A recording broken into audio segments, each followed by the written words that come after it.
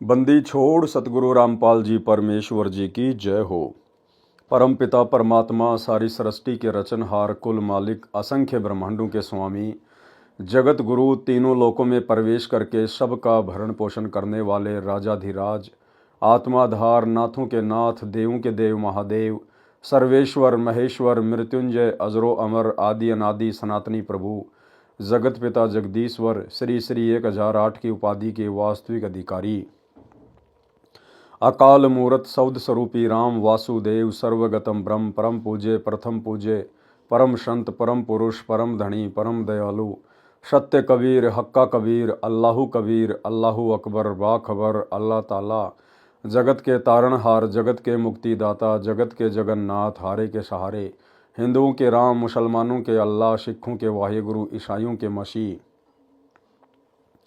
दया के सागर दया निधि करुणा के सागर करुणा निधि स्वयं भू परिभू संकट मोचन कष्ट हरण मंगल करण दुख भंजन अविगत कबीर निर्विकार निर्विषम परमात्मा अलय अलेख सतगुरु आदि अनादि सतगुरु असली मर्यादा पुरुषोत्तम असली राम असली कृष्ण असली घनश्याम असली मुरारी राजाओं के राजा महाराजाओं के महाराजा शहनशाहों के शहनशाह सम्राटों के सम्राट भगवानों के भगवान अल्लाहों के अल्लाह प्रभुओं के प्रभु मसीहाओं के मसीह सच्चे वाहिगुरु बाबाओं के बाबा पीरों के पीर सेठों के सेठ जगत सेठ सावड़सा सेठ सर्वगुण संपन्न अनंत कोटि कलाओं के स्वामी अनंत कोटि ब्रह्मांडों के नायक योगियों में महायोगी ध्यानियों में महाध्यानी सिद्धों में परम सिद्ध ज्ञानियों में तत्वज्ञानी ब्रह्मज्ञानी महाज्ञानी परम ज्ञानी सर्वश्रेष्ठ ज्ञानी विज्ञानी युवा कबीर समरथ कबीर ऐशमवात अमित ओजा सच्चे रहनुमा करीम अल्लाह सुबहान अल्लाह दुनिया के अंतिम पैगंबर 8 सितंबर 1951 से गांव धनाना जिला सोनीपत हरियाणा भारतवर्ष की पावन भूमि पे प्रकट रियल कल की भगवान श्री नारायण साकार हरि श्री बाबा साहेब शब्द स्वरूपी राम संत शिरोमणि सतगुरु रामपाल जी परमेश्वर जी के चरण कमल में साध संगति से जुड़े हुए देश विदेश से सभी सत्सेवक भाई बहनों का अनंत कोटि दंडवत प्रणाम। सत्साई भाई और बहनों, दया पूज्य गुरुदेव भगवान की सारी सृष्टि के रचनहार की सतगुरु रामपाल जी परमेश्वर जी की, जिनके विशेष आशीर्वाद से शुभ आशीर्वाद से आप और हम सभी सत्सेवक भाई बहन साध संगति से जुड़कर गुरुदेव के तत्व ज्ञान को आधार बनाकर अपनी आत्मा के कल्याणार्थ हेतु भक्ति मार्ग पर निरंतर आगे की ओर बढ़ रहे हैं। भाई और बहनों, पूज्य गुरुदेव जी के कर कमल से लिखित पवित्र ग्रंथ मुक्ति बोध के ऊपर वीडियो बनाने की श्रृंखला जारी है। इस श्रृंखला में आज हमारा ये 15वें नंबर का वीडियो है। प्रत्येक वीडियो में गुरुदेव भगवान के आशीर्वाद से हमें बहुत कुछ भक्ति मार्ग से संबंधित बातें समझने और सीखने को मिलती हैं, जो बातें आप और हमारा विश्वास बढ़ाती हैं, भक्ति मार्ग पर हमें आगे बढ़ने के लिए प्रेरित करती हैं। भाई और बहनों, फिलहाल गुरुदेव के कर कमल से लिखित मुक्ति बोध के ऊपर राजा भर्तरी और गोपी चंद के ऊपर वीडियो चल रहा है। बहुत सारी बातें हमने उन दोनों महापुरुषों के जीवन से सीखी हैं कि किस प्रकार से एक योग्य और सुयोग्य भगत बना जा सकता है, किस प्रकार से गुरुदेव के वचन पर दृढ़ता के साथ टिक कर हम गुरुदेव के चरणों में जगह बना सकते हैं, मोक्ष के अधिकारी बन सकते हैं। आज इसी कथा में हम आगे बढ़ेंगे। थोड़ा बहुत जो प्रकरण शेष रह गया था कल के वीडियो का, आज इस वीडियो में गुरुदेव भगवान के आशीर्वाद से हम पढ़ेंगे। अलवर शहर के राजा के किले में पत्थर ढोने की नौकरी करना। यानी गोपीचंद और भर्तरी ने अपने गुरुदेव गोरखनाथ जी से प्रार्थना की, क्योंकि उनको ज्ञान हो गया था कि भैया ये राजपाट तो 4 दिन का है, ये मनुष्य जन्म तो 4 दिन का है, मरने के बाद ना तो ये राजपाट रहेगा ना कुछ और कोई सुख रहेगा, और यदि मोक्ष नहीं हुआ इस मनुष्य जन्म में तो ये मनुष्य जन्म प्राप्त करने का कोई प्रयोजन नहीं रह जाएगा। तो दोनों ने कहा कि गुरुदेव हम ऐसा क्या करें, हमें ऐसी साधना बताओ जिससे कि हमारा जन्म मरण का रोग समाप्त हो जाए, इसी जन्म में हमारा पूर्ण मोक्ष हो जाए।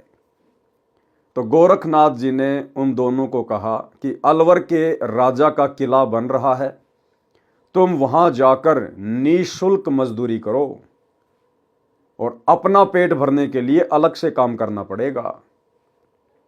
ये रास्ता बताया श्री गोरखनाथ जी ने पूर्ण मोक्ष प्राप्ति का। दोनों भक्तों को मजदूर बना दिया, मजदूर। और अभी तक वो दोनों आत्माएं काल की मजदूर बनी हुई हैं, काल की मजदूर। तो आगे बढ़ते हैं हम, और उसके बाद में भाई और बहनों, इस कथा को पढ़ने के बाद हम अपने भाग्य को सराहें कि कैसे गुरुदेव भगवान ने हमें आज वो सत भक्ति दे दी, जिस सत भक्ति को यदि गुरु मर्यादा में रहकर किया जाए तो पूर्ण मोक्ष के अलावा और कुछ मिलता ही नहीं है। तो परमेश्वर की विशेष आत्माओं में गोपीचंद और भर्तरी शामिल है, या वर्तमान में गुरुदेव भगवान के शरण में आने के बाद आप और हम आत्माएं हैं। और किस प्रकार से फिर आप और हम आत्माओं ने अपने पूज्य गुरुदेव भगवान के वचन के ऊपर, जिस गुरुदेव भगवान के चरणों की धूल के बराबर भी श्री गोरखनाथ जी नहीं हैं, फिर कैसे हमने कुर्बान हो जाना है अपने पूज्य गुरुदेव भगवान के वचन पर, उनकी मर्यादाओं पर, उनकी भक्ति पर। अलवर शहर के राजा के किले में पत्थर ढोने की नौकरी करना। एक समय श्री गोरखनाथ जी से गोपीचंद तथा भर्तरी जी ने कहा कि गुरुदेव, हमारा मोक्ष इसी जन्म में हो, ऐसी कृपा करो। आप जो भी साधना बताओगे हम करेंगे। श्री गोरखनाथ जी ने कहा कि राजस्थान प्रांत में एक अलवर शहर है, वहां का राजा अपने किले का निर्माण करवा रहा है। तुम दोनों उस राजा के किले का निर्माण पूरा होने तक उसमें पत्थर ढोने का फ्री में कार्य करो। अपने खाने के लिए कोई अन्य मजदूरी सुबह शाम करो। भाई और बहनों, इसको कहते हैं भगत। भले ही गोपीचंद और भर्तरी ने पूर्ण मोक्ष प्राप्त करवाने वाली भक्ति नहीं की, भले ही गोपीचंद और भर्तरी का गुरु तत्वदर्शी नहीं था, पूर्ण सर्वशक्तिमान नहीं था, लेकिन उन भक्तों ने जिस कदर अपने गुरु को पूर्ण गुरु मानकर और पूर्णतया आजीवन उनके वचन में रहकर, मर्यादाओं में रहकर भक्ति की, जिस कारण से आज उन आत्माओं का लिस्ट में नाम है, महापुरुषों की लिस्ट में नाम है, परम भक्तों की लिस्ट में नाम है। क्या बताया गोरखनाथ जी ने कि अलवर के राजा के किले का निर्माण कार्य चल रहा है, आप दोनों वहां जाकर 12 वर्ष तक मजदूरी करो, पत्थर ढो, और अपने भोजन के लिए आपने अलग से काम करना पड़ेगा। इतनी कठिन तपस्या, लेकिन गोपीचंद और भर्तरी ने मुड़ के भी नहीं देखा, कोई सवाल जवाब नहीं किया और लग गए मजदूरी करने में। भाई और बहनों, अगर इस प्रकार की कोई सेवा यदि वर्तमान में ये पूर्ण परमेश्वर सतगुरु रामपाल जी भगवान अपने भक्तों को दे दे, कह दे, तो भाई और बहनों, भगत भाई बहन ढूंढने से भी नहीं मिलेंगे, ढूंढने से भी। ये परमेश्वर हमें सहज में भक्ति करवा रहे हैं, घर बैठा कर भक्ति करवा रहे हैं।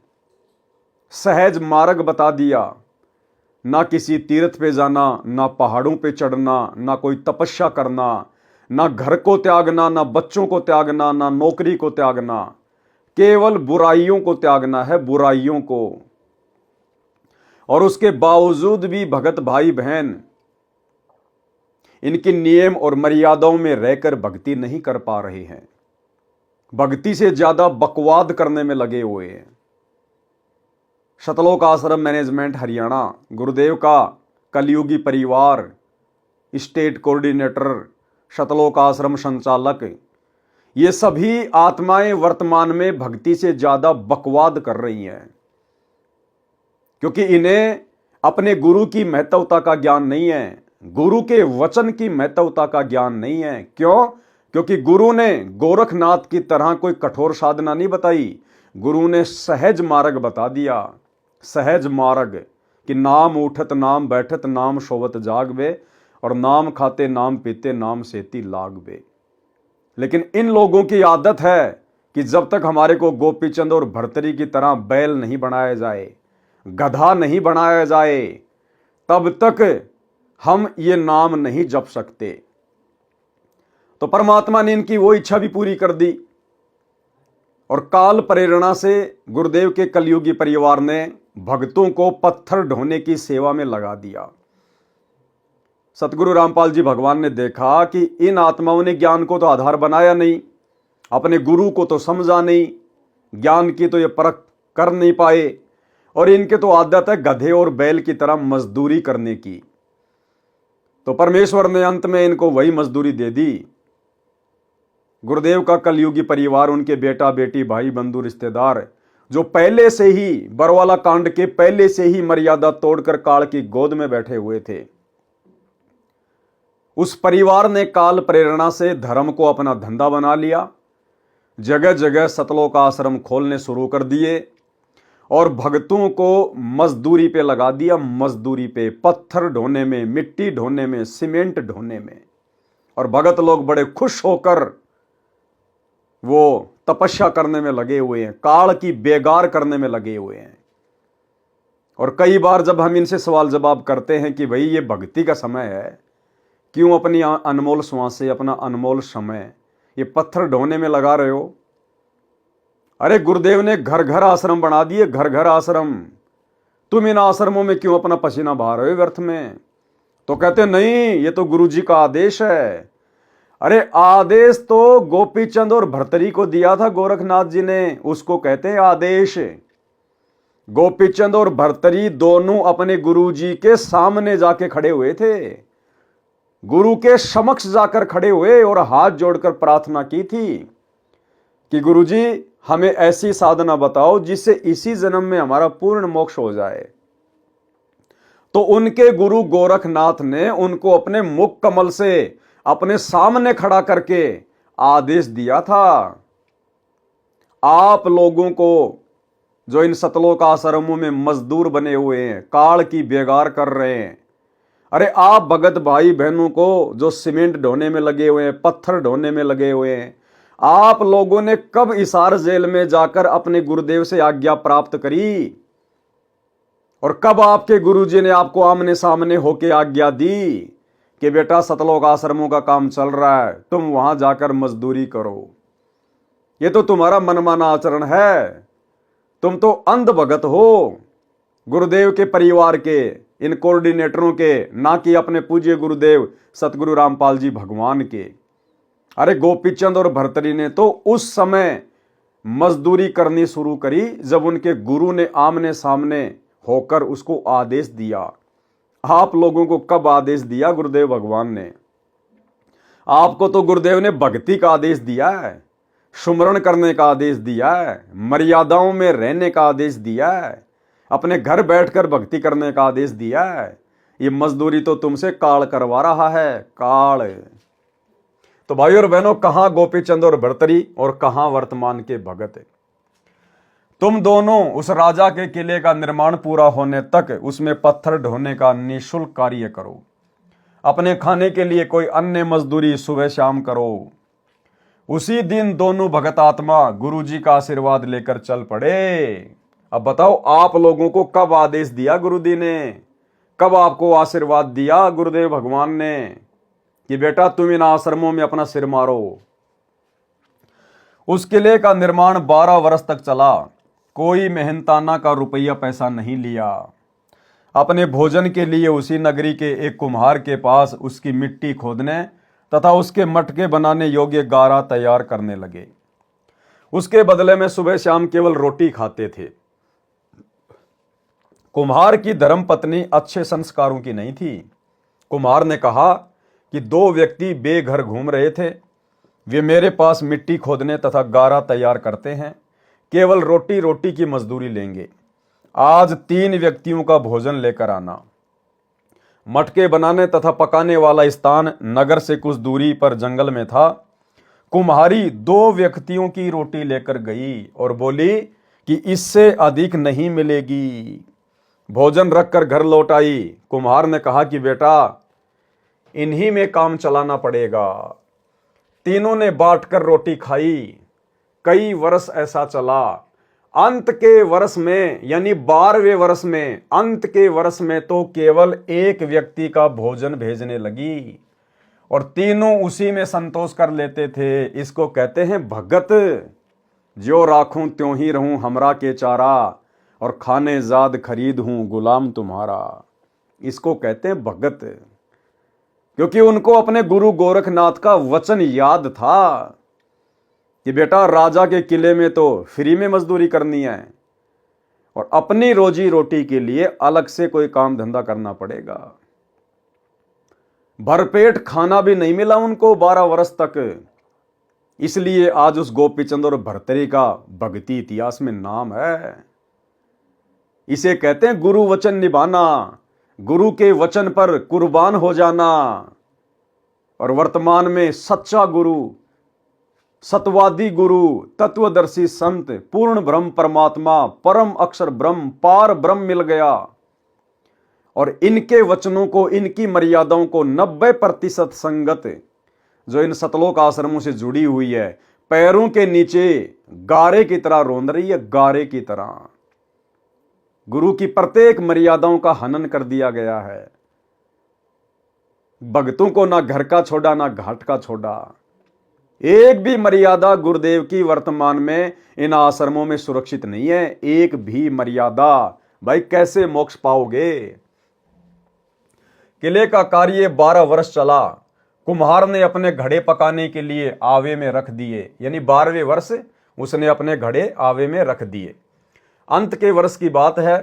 गोपीचंद तथा भर्तरी ने कुम्हार से आज्ञा ली कि पिताजी हमारी साधना पूरी हुई, अब हम अपने गुरु श्री गोरखनाथ जी के पास वापस जा रहे हैं। एक चीज का ध्यान रखना भाई और बहनों, हमने इन कथाओं से साथ में शिक्षा लेते हुए चलना है। जब गोपीचंद और भर्तरी की 12 वर्ष की गुरु आज्ञा वाली साधना पूरी हो गई तो उन्होंने कुम्हार से आज्ञा ली और क्या कहा?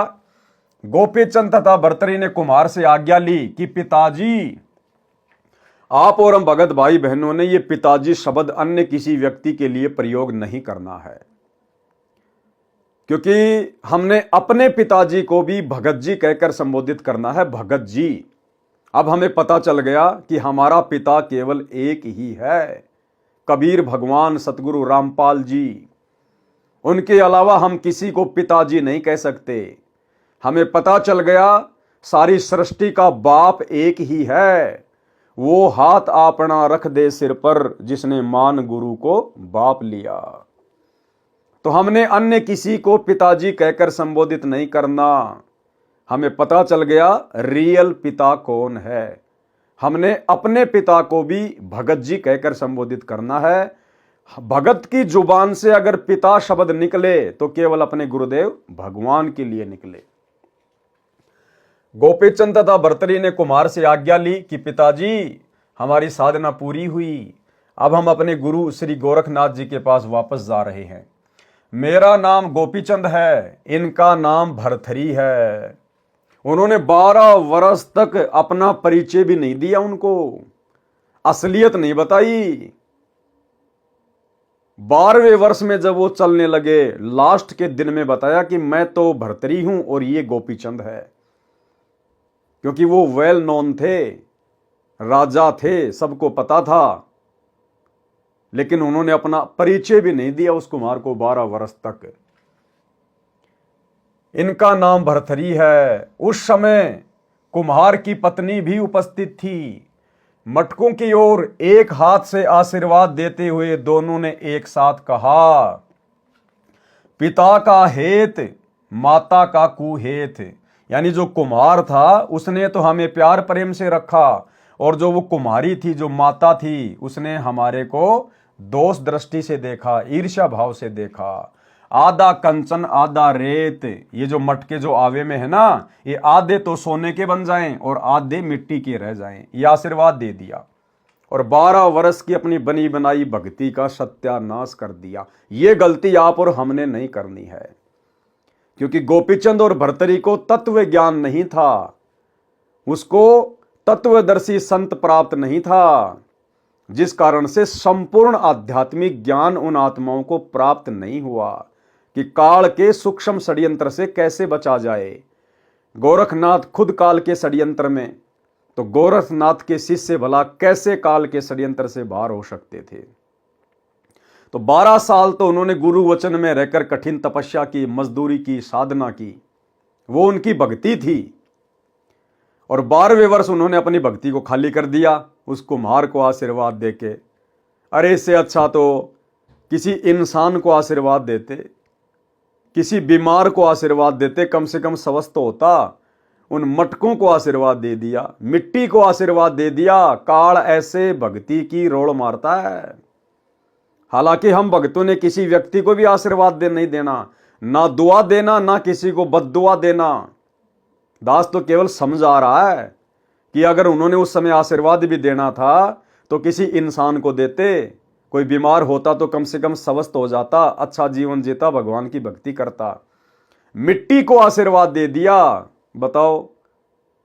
तो भाई और बहनों, आप और हमने इस प्रकार की गलतियां इस भक्ति मार्ग पर वर्तमान में, इस मोक्ष के प्राइम टाइम में, शौपन में भी नहीं करनी है। हमने तो अपनी भक्ति को सुरक्षित रखना है। इस भक्ति के प्रेशर से और गुरु के आशीर्वाद से ही हम सतलोक जाएंगे। तो हमने स्वयं को पंचर नहीं होने देना है। उस समय कुम्हार की पत्नी भी उपस्थित थी। मटकों की ओर एक हाथ से आशीर्वाद देते हुए दोनों ने एक साथ कहा, पिता का हेत, माता का कुहेत, आधा कंचन यानी सोना और आधा रेत। ये वचन बोलकर दोनों चले गए। जिस समय मटके निकालने लगे तो कुम्हार तथा कुम्हारी दोनों निकाल रहे थे।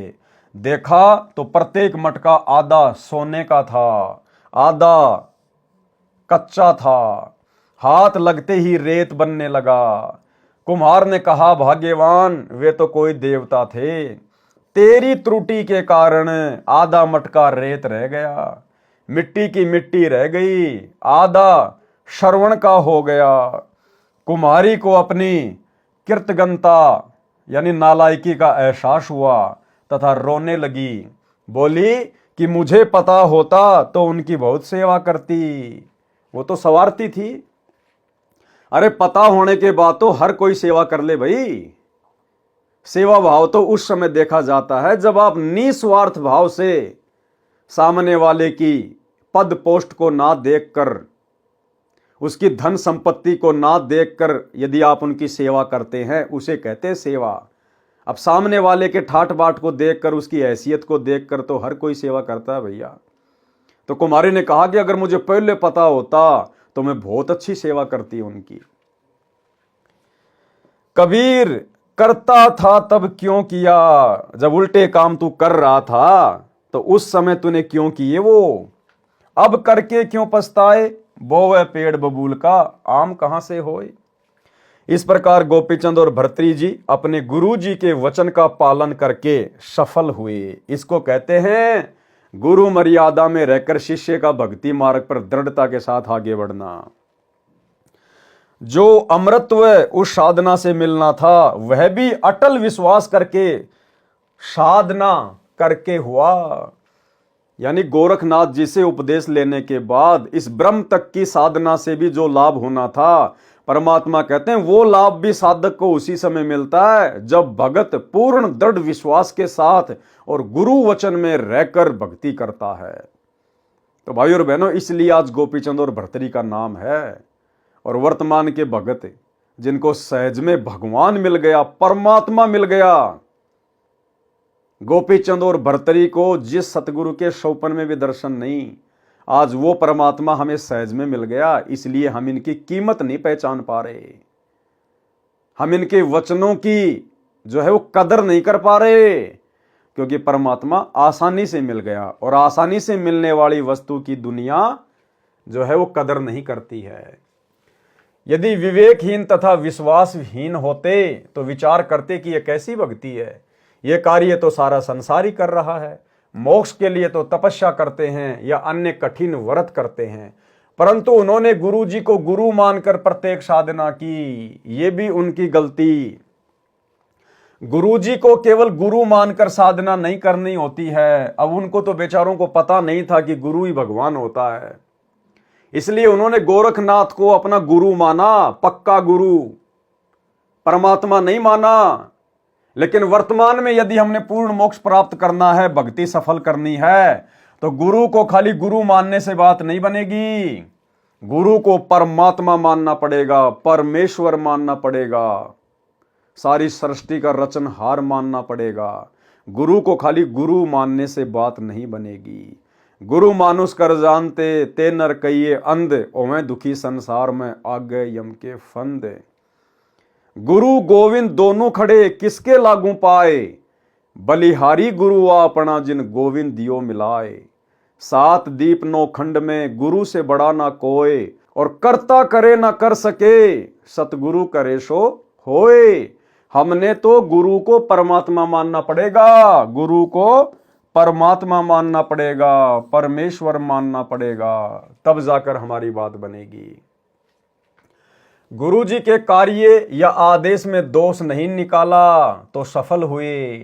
गोरखनाथ जी ने उनको जो नाम जाप करने का मंत्र दे रखा था, उसका जाप वे दोनों पत्थर उठाकर निर्माण स्थान तक ले जाते तथा लौटकर पत्थरों को तराश कर काट छांट करके सीधा करके करते रहते थे। वहां तक आते समय करते रहते थे। दोनों युवा थे। कार्य के परिश्रम तथा पूरा पेट ना भरने के कारण मन में स्त्री के प्रति विकार नहीं आया और सफल हुए। क्या कहा परमात्मा ने कि एक तो वो कठिन कार्य और दूसरा भरपेट उनको भोजन भी नहीं मिला, जिस कारण से मन में स्त्री के प्रति विकार नहीं आया और सफलता प्राप्त की। जबकि आजकल तो सतलोक आश्रमों में लड्डू जलेबी बर्फी, लड्डू जलेबी बर्फी कितनी बारी खाओ, कितना ही खाओ, तो भाई इनके विकार कैसे शांत होंगे। यहां पर भगत भाई बहनों ने शंका जाहिर नहीं करनी है। कहीं आप इस लाइन को देखकर पढ़कर कल से खाना छोड़ दो या खाना बिल्कुल ही कम कर दो, नहीं। परमात्मा कहते हैं अन्न भी एक नशा है। इसलिए गुरुदेव कहते हैं कि प्रथम अंजल संयम राखे, पाछे योग युगत गुरु भाख है। यानी आप और हमने यदि अपनी साधना को सफल करना है तो हमने अपने भोजन पर भी संयम रखना पड़ेगा। यानी आवश्यकता से ज्यादा भी नहीं खाना कि पेट फूला फूला रहे, बार बार उबासी आए, भक्ति में मन ही नहीं लगे, और इतना थोड़ा भी नहीं खाना कि बार बार हमारे को भूख याद आती रहे, पेट की आंतें मुसती रहे। परमात्मा कहते हैं उतना खाओ जितनी आवश्यकता है, जबरदस्ती पेट भर के मत खाओ, क्योंकि हम भगत हैं। हमने हर चीज के ऊपर संयम रख के चलना पड़ेगा, हर वस्तु के ऊपर संयम रख के, तब हमारी भक्ति सफल होगी। जैसे गीता जी में कहा ना कि अर्जुन, ये भक्ति ना तो बहुत ज्यादा खाने वाले की सफल होती है और ना बिल्कुल ना खाने वाले की सफल होती है। इसका मतलब हमने संयमित भोजन करना चाहिए, संयमित भोजन। कार्य के परिश्रम तथा पूरा पेट न भरने के कारण मन में स्त्री के प्रति विकार नहीं आया और सफलता पाई। गुरु एक वैद्य यानी डॉक्टर होता है, उसे पता होता है कि किस रोगी को क्या परहेज देना है, क्या खाने को बताना है। यानी पथ्य अपथ्य डॉक्टर ही जानता है। रोगी यदि उसका पालन करता है तथा औषधि सेवन यानी भगत नाम जाप करता है तो स्वस्थ हो जाता है, यानी मोक्ष प्राप्त करता है। इसी प्रकार गोपीचंद तथा भर्तरी जी ने अपने गुरु जी के आदेश का पालन करके जीवन सफल किया। लेकिन वर्तमान में सतलोक आश्रमों से जुड़े हुए हमारे जो मजदूर भाई बहन हैं, ये अपने गुरुदेव के आदेश की पालना नहीं कर रहे, क्योंकि इनको अपने गुरुजी से ये आदेश नहीं मिला हुआ है कि तुम अपना कीमती समय और श्रम से इन आश्रमों को बनवाकर मिट्टी ढोकर बर्बाद करो। ये मनमाना आचरण है। इसी प्रकार सतलोक प्राप्ति के लिए हमने अपनी साधना करनी है। कथा राजा बाजीद जी को वैराग्य कैसे हुआ। राजस्थान में एक मुसलमान राजा था, राजा वाजिद। उसकी कथा का यहां गुरुदेव भगवान ने जिक्र किया है। क्या कहा है? वाणी नंबर 39 से 41 तथा सवैया गेंद उछाल। सवैया गेंद उछाल यानी गरीबदास जी महाराज जी के सदग्रंथ साहिब में वाणी का नाम है। गरीब बाजीदा बेजार में तरकस तोरी कमान, सूत्र मुए को देख कर छाड़ा सकल जहान। सूत्र यानी ऊंट, मरे हुए ऊंट को देखकर उसने अपना राजपाट ही त्याग दिया। कथा आपको पहले हल्की सी बता दी गई थी पिछले वीडियो में। आज परमेश्वर फिर से इसका खुलासा कर रहे हैं। गरीब बाजीदा बिचर्या सही, सूत्र मुए के नाली, चरण कवल छोड़े नहीं, जीवेंगे कै काली। गरीब बाजीदा बिचर्या सही, सूत्र मुए को देख, चरण कवल छोड़े नहीं, मिली है अलख अलेख। सवैया गेंद उछाल। बाजीद दुनी से ती बिचर्या, कादर कुर्बान संभार्या है। फंद टूट गया तब ऊंट मुआ, तां पकड़ी पलान उतार्या है। अरवा चली कहो कौन गली, धोरा पीरा अककारा है। कहीं पैर पियादा पालकियों, कहीं हस्ती का असवारा है। सत खुद खुदाई अलय लखिया, सब झूठा सकल पसारा है। कपरे तारे तन से डारे, अब सत परिणाम हमारा है। बीबी रोवे चोली धोवे, तू सुन भरतार हमारा है। मैं ना मानू मस्तान भया, लाग्या निज निकट निवारा है। और मैं अविनाशी आप अलय, सतगुरु को पार उतार्या है। गह गल कटक दुनिया दोती, यों डूबर कैसा गारा है। हम जान लिया जगदीश गुरु, जिन मंत्र महल समार्या है। कुछ तोल न मोल नहीं जाका, देखा नहीं हल्का भार्या है। सुंदर रूप रुविवेक लख्या, चाख्या नहीं मीठा खारा है। गलतान समान समाये रहा, जा पिंड ब्रह्मंड से न्यारा है। सुर शंख समाधि लगाई रहे, देखा एक अजब हजारा है। कह दास गरीब अजब दरिया, झिलमिल वार न पारा है। आगे परमेश्वर क्या लिख रहे हैं? सरलार्थ कथा। एक बाजीद नाम का मुसलमान राजा था। एक समय अपनी राजधानी से अन्य शहर में जा रहा था। रेगिस्तानी क्षेत्र था, ऊंटों पर चलते थे, सैकड़ों अंगरक्षक थे। मंत्री तथा प्रधानमंत्री, धर्मगुरु तथा वैद्य भी साथ चले। सब ऊंटों पर चढ़कर चल रहे थे। आगे पर्वतों के बीच से घाटी से होकर जा रहे थे। ऊंट एक के पीछे एक चल रहा था। वह घाटी इतनी तंग थी कि एक ऊंट ही चल सकता था। उस घाटी में एक ऊंट गिर गया और गिरते ही मृत्यु को प्राप्त हो गया।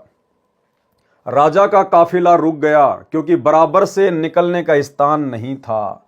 आगे ऊंटों की लंबी पंक्ति थी। घाटी की लंबाई भी 3-4 किलोमीटर थी और यह घटना बीच में हो गई। राजा ने कहा कि मेरी आज्ञा बिना काफिला किसने रुकवाया है, उसे बुलाओ। मंत्रीगण गए और आकर कारण बताया। राजा वाजिद ने कहा कि मुझे दिखाओ, मेरी आज्ञा के बिना ऊंट कैसे मर गया। वो राजा था, उसको पता ही नहीं था इन सब बातों का, सांसारिक झमेलों का। तो उसने कहा कि मेरी आज्ञा के बिना ऊंट कैसे मर गया और कैसे लेट गया। राजा ने देखा कि आंख ठीक, नाक ठीक, कान भी ठीक, टांग, दुम, गर्दन सब ठीक है, फिर कहां से मर गया। धर्म पीर गुरुओं ने बताया कि हे राजन, जिस प्राणी का जितना समय परमात्मा ने निर्धारित कर रखा है, वह उतने समय तक ही संसार में रहता है, चाहे मानव है या अन्य प्राणी। वाजिद बादशाह ने गुरुजी से प्रश्न किया कि क्या मैं भी मरूंगा। गुरुजी ने कहा, हां जी, आप भी मरोगे। आपके दादा परदादा भी राजा थे, वे भी मर गए। एक दिन सबको संसार छोड़कर जाना है। राजा बाजीद ने कहा कि पीछे चलो। काफिला पहले आगे गया। मृत ऊंट को उठाकर घसीट कर ले चले, फिर वापस राजधानी को चल पड़े। राजा बाजीद को झटका सा लगा कि मैं भी मरूंगा। फिर काहे का जीवन भाई, काहे का राजपाट, जब कुछ मेरे पास में सदा रहेगा ही नहीं, फिर जीकर क्या करना। और धर्मगुरु ने उसको बता दिया था कि इसका समाधान, अमर होने का समाधान केवल संतों के पास है। उसी समय काफिले को वापस राजमहल की तरफ मोड़ दिया कि चलो वापस। वैराग्य उत्पन्न हो गया। परमात्मा कहते हैं, एक कै चोट सिधारिया, जिन्हें गुरु मिलन दी आस। जिनको परमात्मा चाहिए होता ना, वो तो एक चोट में समझ जाते हैं।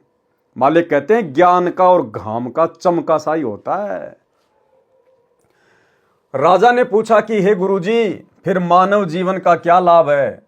गुरुजी ने बताया कि भगवान की भक्ति करके अमर हुआ जा सकता है। राजा ने घर आते ही राजशाही वस्त्र त्याग दिए, घर त्याग कर चल पड़ा।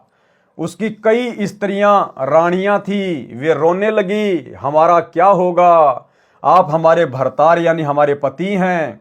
वाजिद ने कहा, यह संसार तो डूबन जैसा गारा है, दलदल है, मैंने अमर होना है, मैं चला, मैं मानने वाला नहीं हूं। विचार करने की बात है। और भाई और बहनों, कथाएं तो गुरुदेव हमें असंख्यों बार सुना चुके हैं, लेकिन वर्तमान में ये कथाएं जो अब साथ संगति के माध्यम से भगत समाज तक पहुंचेंगी, इनका एक अलग ही निष्कर्ष निकलता चला जाएगा।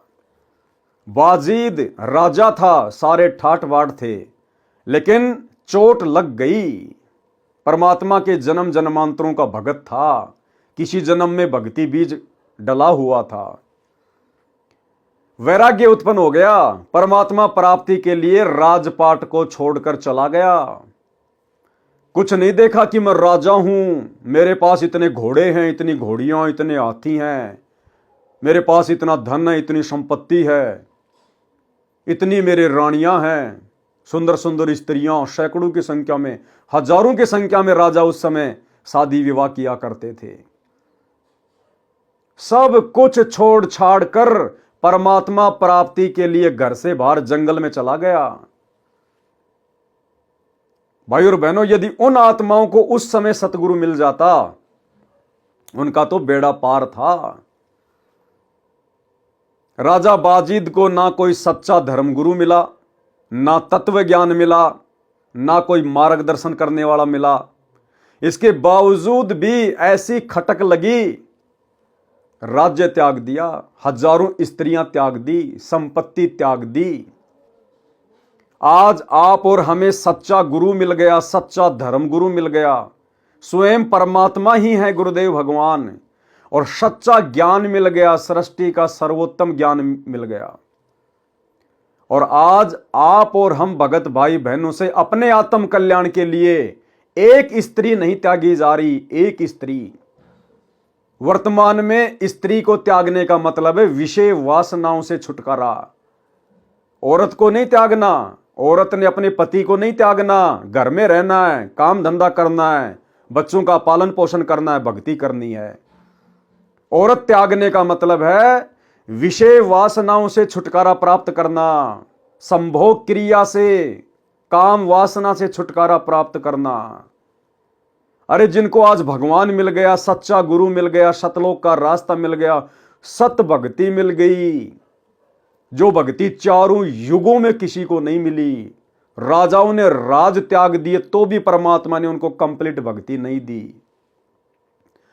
बलक बुखारे के बादशाह ने उस समय 16,000 रानियां त्याग दी तो भी परमात्मा ने कंप्लीट भक्ति का मार्ग नहीं दिया। और आज हमें सब कुछ मिल गया और हम केवल एक औरत को नहीं त्याग सकते, एक औरत अपने पति को नहीं त्याग पा रही, यानी विषय वासनाओं से छुटकारा प्राप्त नहीं कर पा रहे, फिर भला हम कैसे मोक्ष प्राप्त करेंगे भाई। और बार बार गुरु जी कहते हैं, और नित्य नियम के अंदर गुरुदेव ने जिन जिन वाणियों का समावेश किया है वो हमारे लिए विशेष तौर पर मानने योग्य हैं, यानी उनका तो हमने दृढ़ता से पालन करना पड़ेगा। गरीबदास जी के ग्रंथ साहिब में से, जिसमें 24,000 वाणियां हैं, उनमें से परमात्मा ने विशेष वाणियों को चुन चुन के नित्य नियम की पुस्तक में शामिल किया है। वो हमारे लिए विशेष तौर पर आज्ञा मानने योग्य हैं। और परमात्मा कहते हैं, कामी क्रोधी लालची इनसे भक्ति ना होए, और भक्ति करे कोई शूरमा जाति वर्ण कुल खोए। तो भाई वर्तमान में भगत भाई बहन, चाहे किसी को प्रथम नाम है, चाहे सतनाम है, चाहे सार नाम है, चाहे किसी ने सार शब्द ले रखा है, आज वर्तमान में गुरुदेव के ज्ञान आधार से आप और हम भगत भाई बहन कहां खड़े हैं? क्या हम मोक्ष प्राप्त करने के योग्य हैं? क्या हम मोक्ष प्राप्ति की लाइन में खड़े हैं? क्या हम इस कदर भक्ति मार्ग पर तैयार हैं कि किसी भी समय मेरा गुरु विमान लेकर आ जाए और कहे कि बेटा चल सतलोक, तो क्या मैं सब चीजें छोड़ चुका हूं? यानी आत्मिक रूप से क्या मैं इन बकवादों को त्याग चुका हूं? भाई जब तक शरीर है तब तक रहना तो इसी संसार में है, घर में ही रहना है, थोड़ा बहुत संपत्ति भी चाहिए, हर चीज की आवश्यकता है। लेकिन आत्मिक रूप से गुरुदेव के तत्व ज्ञान को आधार बनाकर 21 ब्रह्मांड को असार समझकर, फीका समझकर, क्या मैं यहां की धन दौलत संपत्ति, परिवार, मोह ममता, स्त्री मोह, क्या मैं इन सब चीजों से दूर हो चुका हूं? क्या मैं अपने गुरु के सामने सर उठाकर बात करने योग्य हूं? क्योंकि मेरे गुरुदेव ने मुझे बताया कि बेटा भगत तो उस समय बनेगा जब तू भग का पीछा छोड़ेगा। भग यानी स्त्री योनि। गुरुदेव कहते हैं भग भोग्या भग उपजय, भग से बचा न कोई, जो कोई भग से बचा भगत कहावै सोई। तो भगत ने विचार करना पड़ेगा, चिंतन करना पड़ेगा, क्या मैं सच्चे गुरु का सच्चा शिष्य कहलाने के योग्य हूं? भाई अगर गुरु सच्चा है तो शिष्य भी सच्चा ही बनना पड़ेगा।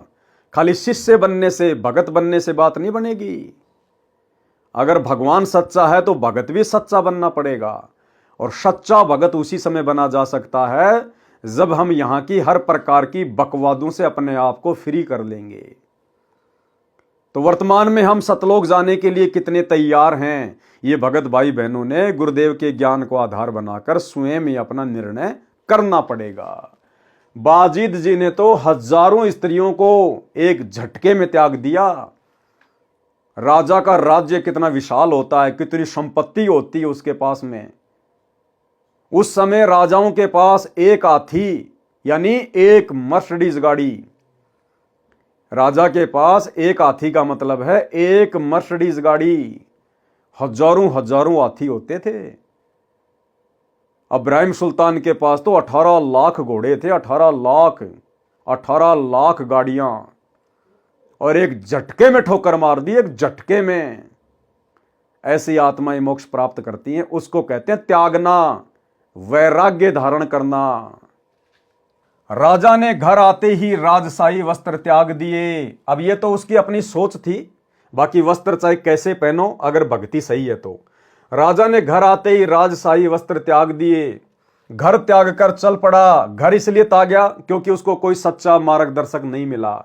अगर कोई सच्चा गुरु मिलता, तत्वदर्शी संत मिलता, तो कहता बेटा भक्ति मार्ग सही पकड़, गुरु सच्चा पकड़, और अपना राज भी कर, न्याय कर, किसी को दुखी मत कर, जनता पे फालतू में आवश्यकता से ज्यादा टैक्स मत लगा, और बेटा अपना राज भी कर, अपनी भक्ति भी कर। उसको घर छोड़ना ही नहीं पड़ता। लेकिन उसको मार्गदर्शक सही नहीं मिला था, घर त्याग कर चल पड़ा। उसकी कई स्त्रियां यानी बहुत सारी औरतें, वे रोने लगी, हमारा क्या होगा, आप हमारे भरतार यानी पति हैं। बाजिद ने कहा यह संसार तो डूबने जैसा दलदल है, मैंने अमर होना है, मैं चला, मैं मानने वाला नहीं हूं। अब ये शब्द हमें अच्छे से समझ में आएगा परमात्मा का। बाजिद दुनी से ती बिचर्या, कादर कुर्बान संवार्या है। यानी बाजिद को दुनिया की हकीकत समझ में आ गई कि ये तो डूबन जैसा गा रहा है। जब तक वो कादर भगवान नहीं मिलेगा तब तक बात नहीं बनेगी। फंद टूट गया तब ऊंट मुआ, ता पकर पलान उतारा है। उस ऊंट के मरने के कारण बाजिद का जीवन पलट गया। जीवन अरवा चली कहो कौन गली, धोरा पीरा अककारा है। धोला पीला या काला है, कहीं पैर पियादा पालकियों, कहीं हस्ती का असवारा है। पालकियों से नीचे पैर नहीं रखता था बाजिद, इतना धनी राजा था, इतनी बड़ी हस्ती थी उसकी, लेकिन निकल गया घर से। सत खुद खुदाई अलय लखिया, सब झूठा सकल पसारा है। कपड़े तारे तन से डारे, अब सत परिणाम हमारा है। घर पे आके अपने राजशाही जो कपड़े थे वो त्याग दिए और अपनी औरतों को और सबको हाथ जोड़ के प्रणाम किया कि भैया हम तो चले परमात्मा प्राप्ति के लिए। बीबी रोवे चोली धोवे, तू सुन भरतार हमारा है। औरतें कहने लगी, उसकी रानियां, बीवी यानी रानियां, रोने लगी। चोली धोवे यानी आंखों से आंसू निकाल निकाल के अपने सारे जो कपड़े थे वो भिगो लिए, रोने लगी। बीबी रोवे चोली धोवे, तू सुन भरतार हमारा है। मैं ना मानू मस्तान भया, लाग्या निज निकट निवारा है। कि भाई अब मैं मानने वाला नहीं हूं, अब तो मेरा समय आ गया परमात्मा से मिलने का। और मैं अविनाशी आप अलय सतगुरु को पार उतार्या है। गए गढ़ कटक दुनिया दूती, यो डूबण जैसा गारा है। कि ये दुनिया तो भाई दलदल है, अगर भक्ति नहीं मिली, भगवान नहीं मिला तो ये मनुष्य जन्म बर्बाद हो जाएगा, मैं तो डूब जाऊंगा 84 लाख योनियों में। हम जान लिया जगदीश गुरु, जिन मंत्र महल समार्या है। अब भाई जगदीश गुरु तो आप और हमें मिला है, बेचारे बाजिद को नहीं मिला था। लेकिन जैसा भी उसको ज्ञान हुआ, जैसा भी उसको कोई गुरु मिला, परमात्मा ही आए किसी न किसी रूप में और मालिक ने उसको भक्ति पे लगाया उस समय। हम जान लिया जगदीश गुरु, जिन मंत्र महल समार्या है। जिन्होंने मुझे भक्ति के मंत्र देकर मेरे इस महल को, मेरे इस जो है वो शरीर को उन्होंने संवार दिया। कुछ तोलन मोल नहीं जाका, देखा नहीं हल्का भारा है। उस परमात्मा का कोई तोड़ नहीं, कोई उसका मोल नहीं, यानी उसकी शक्ति का, उसकी समर्थता का कोई वारन पार नहीं।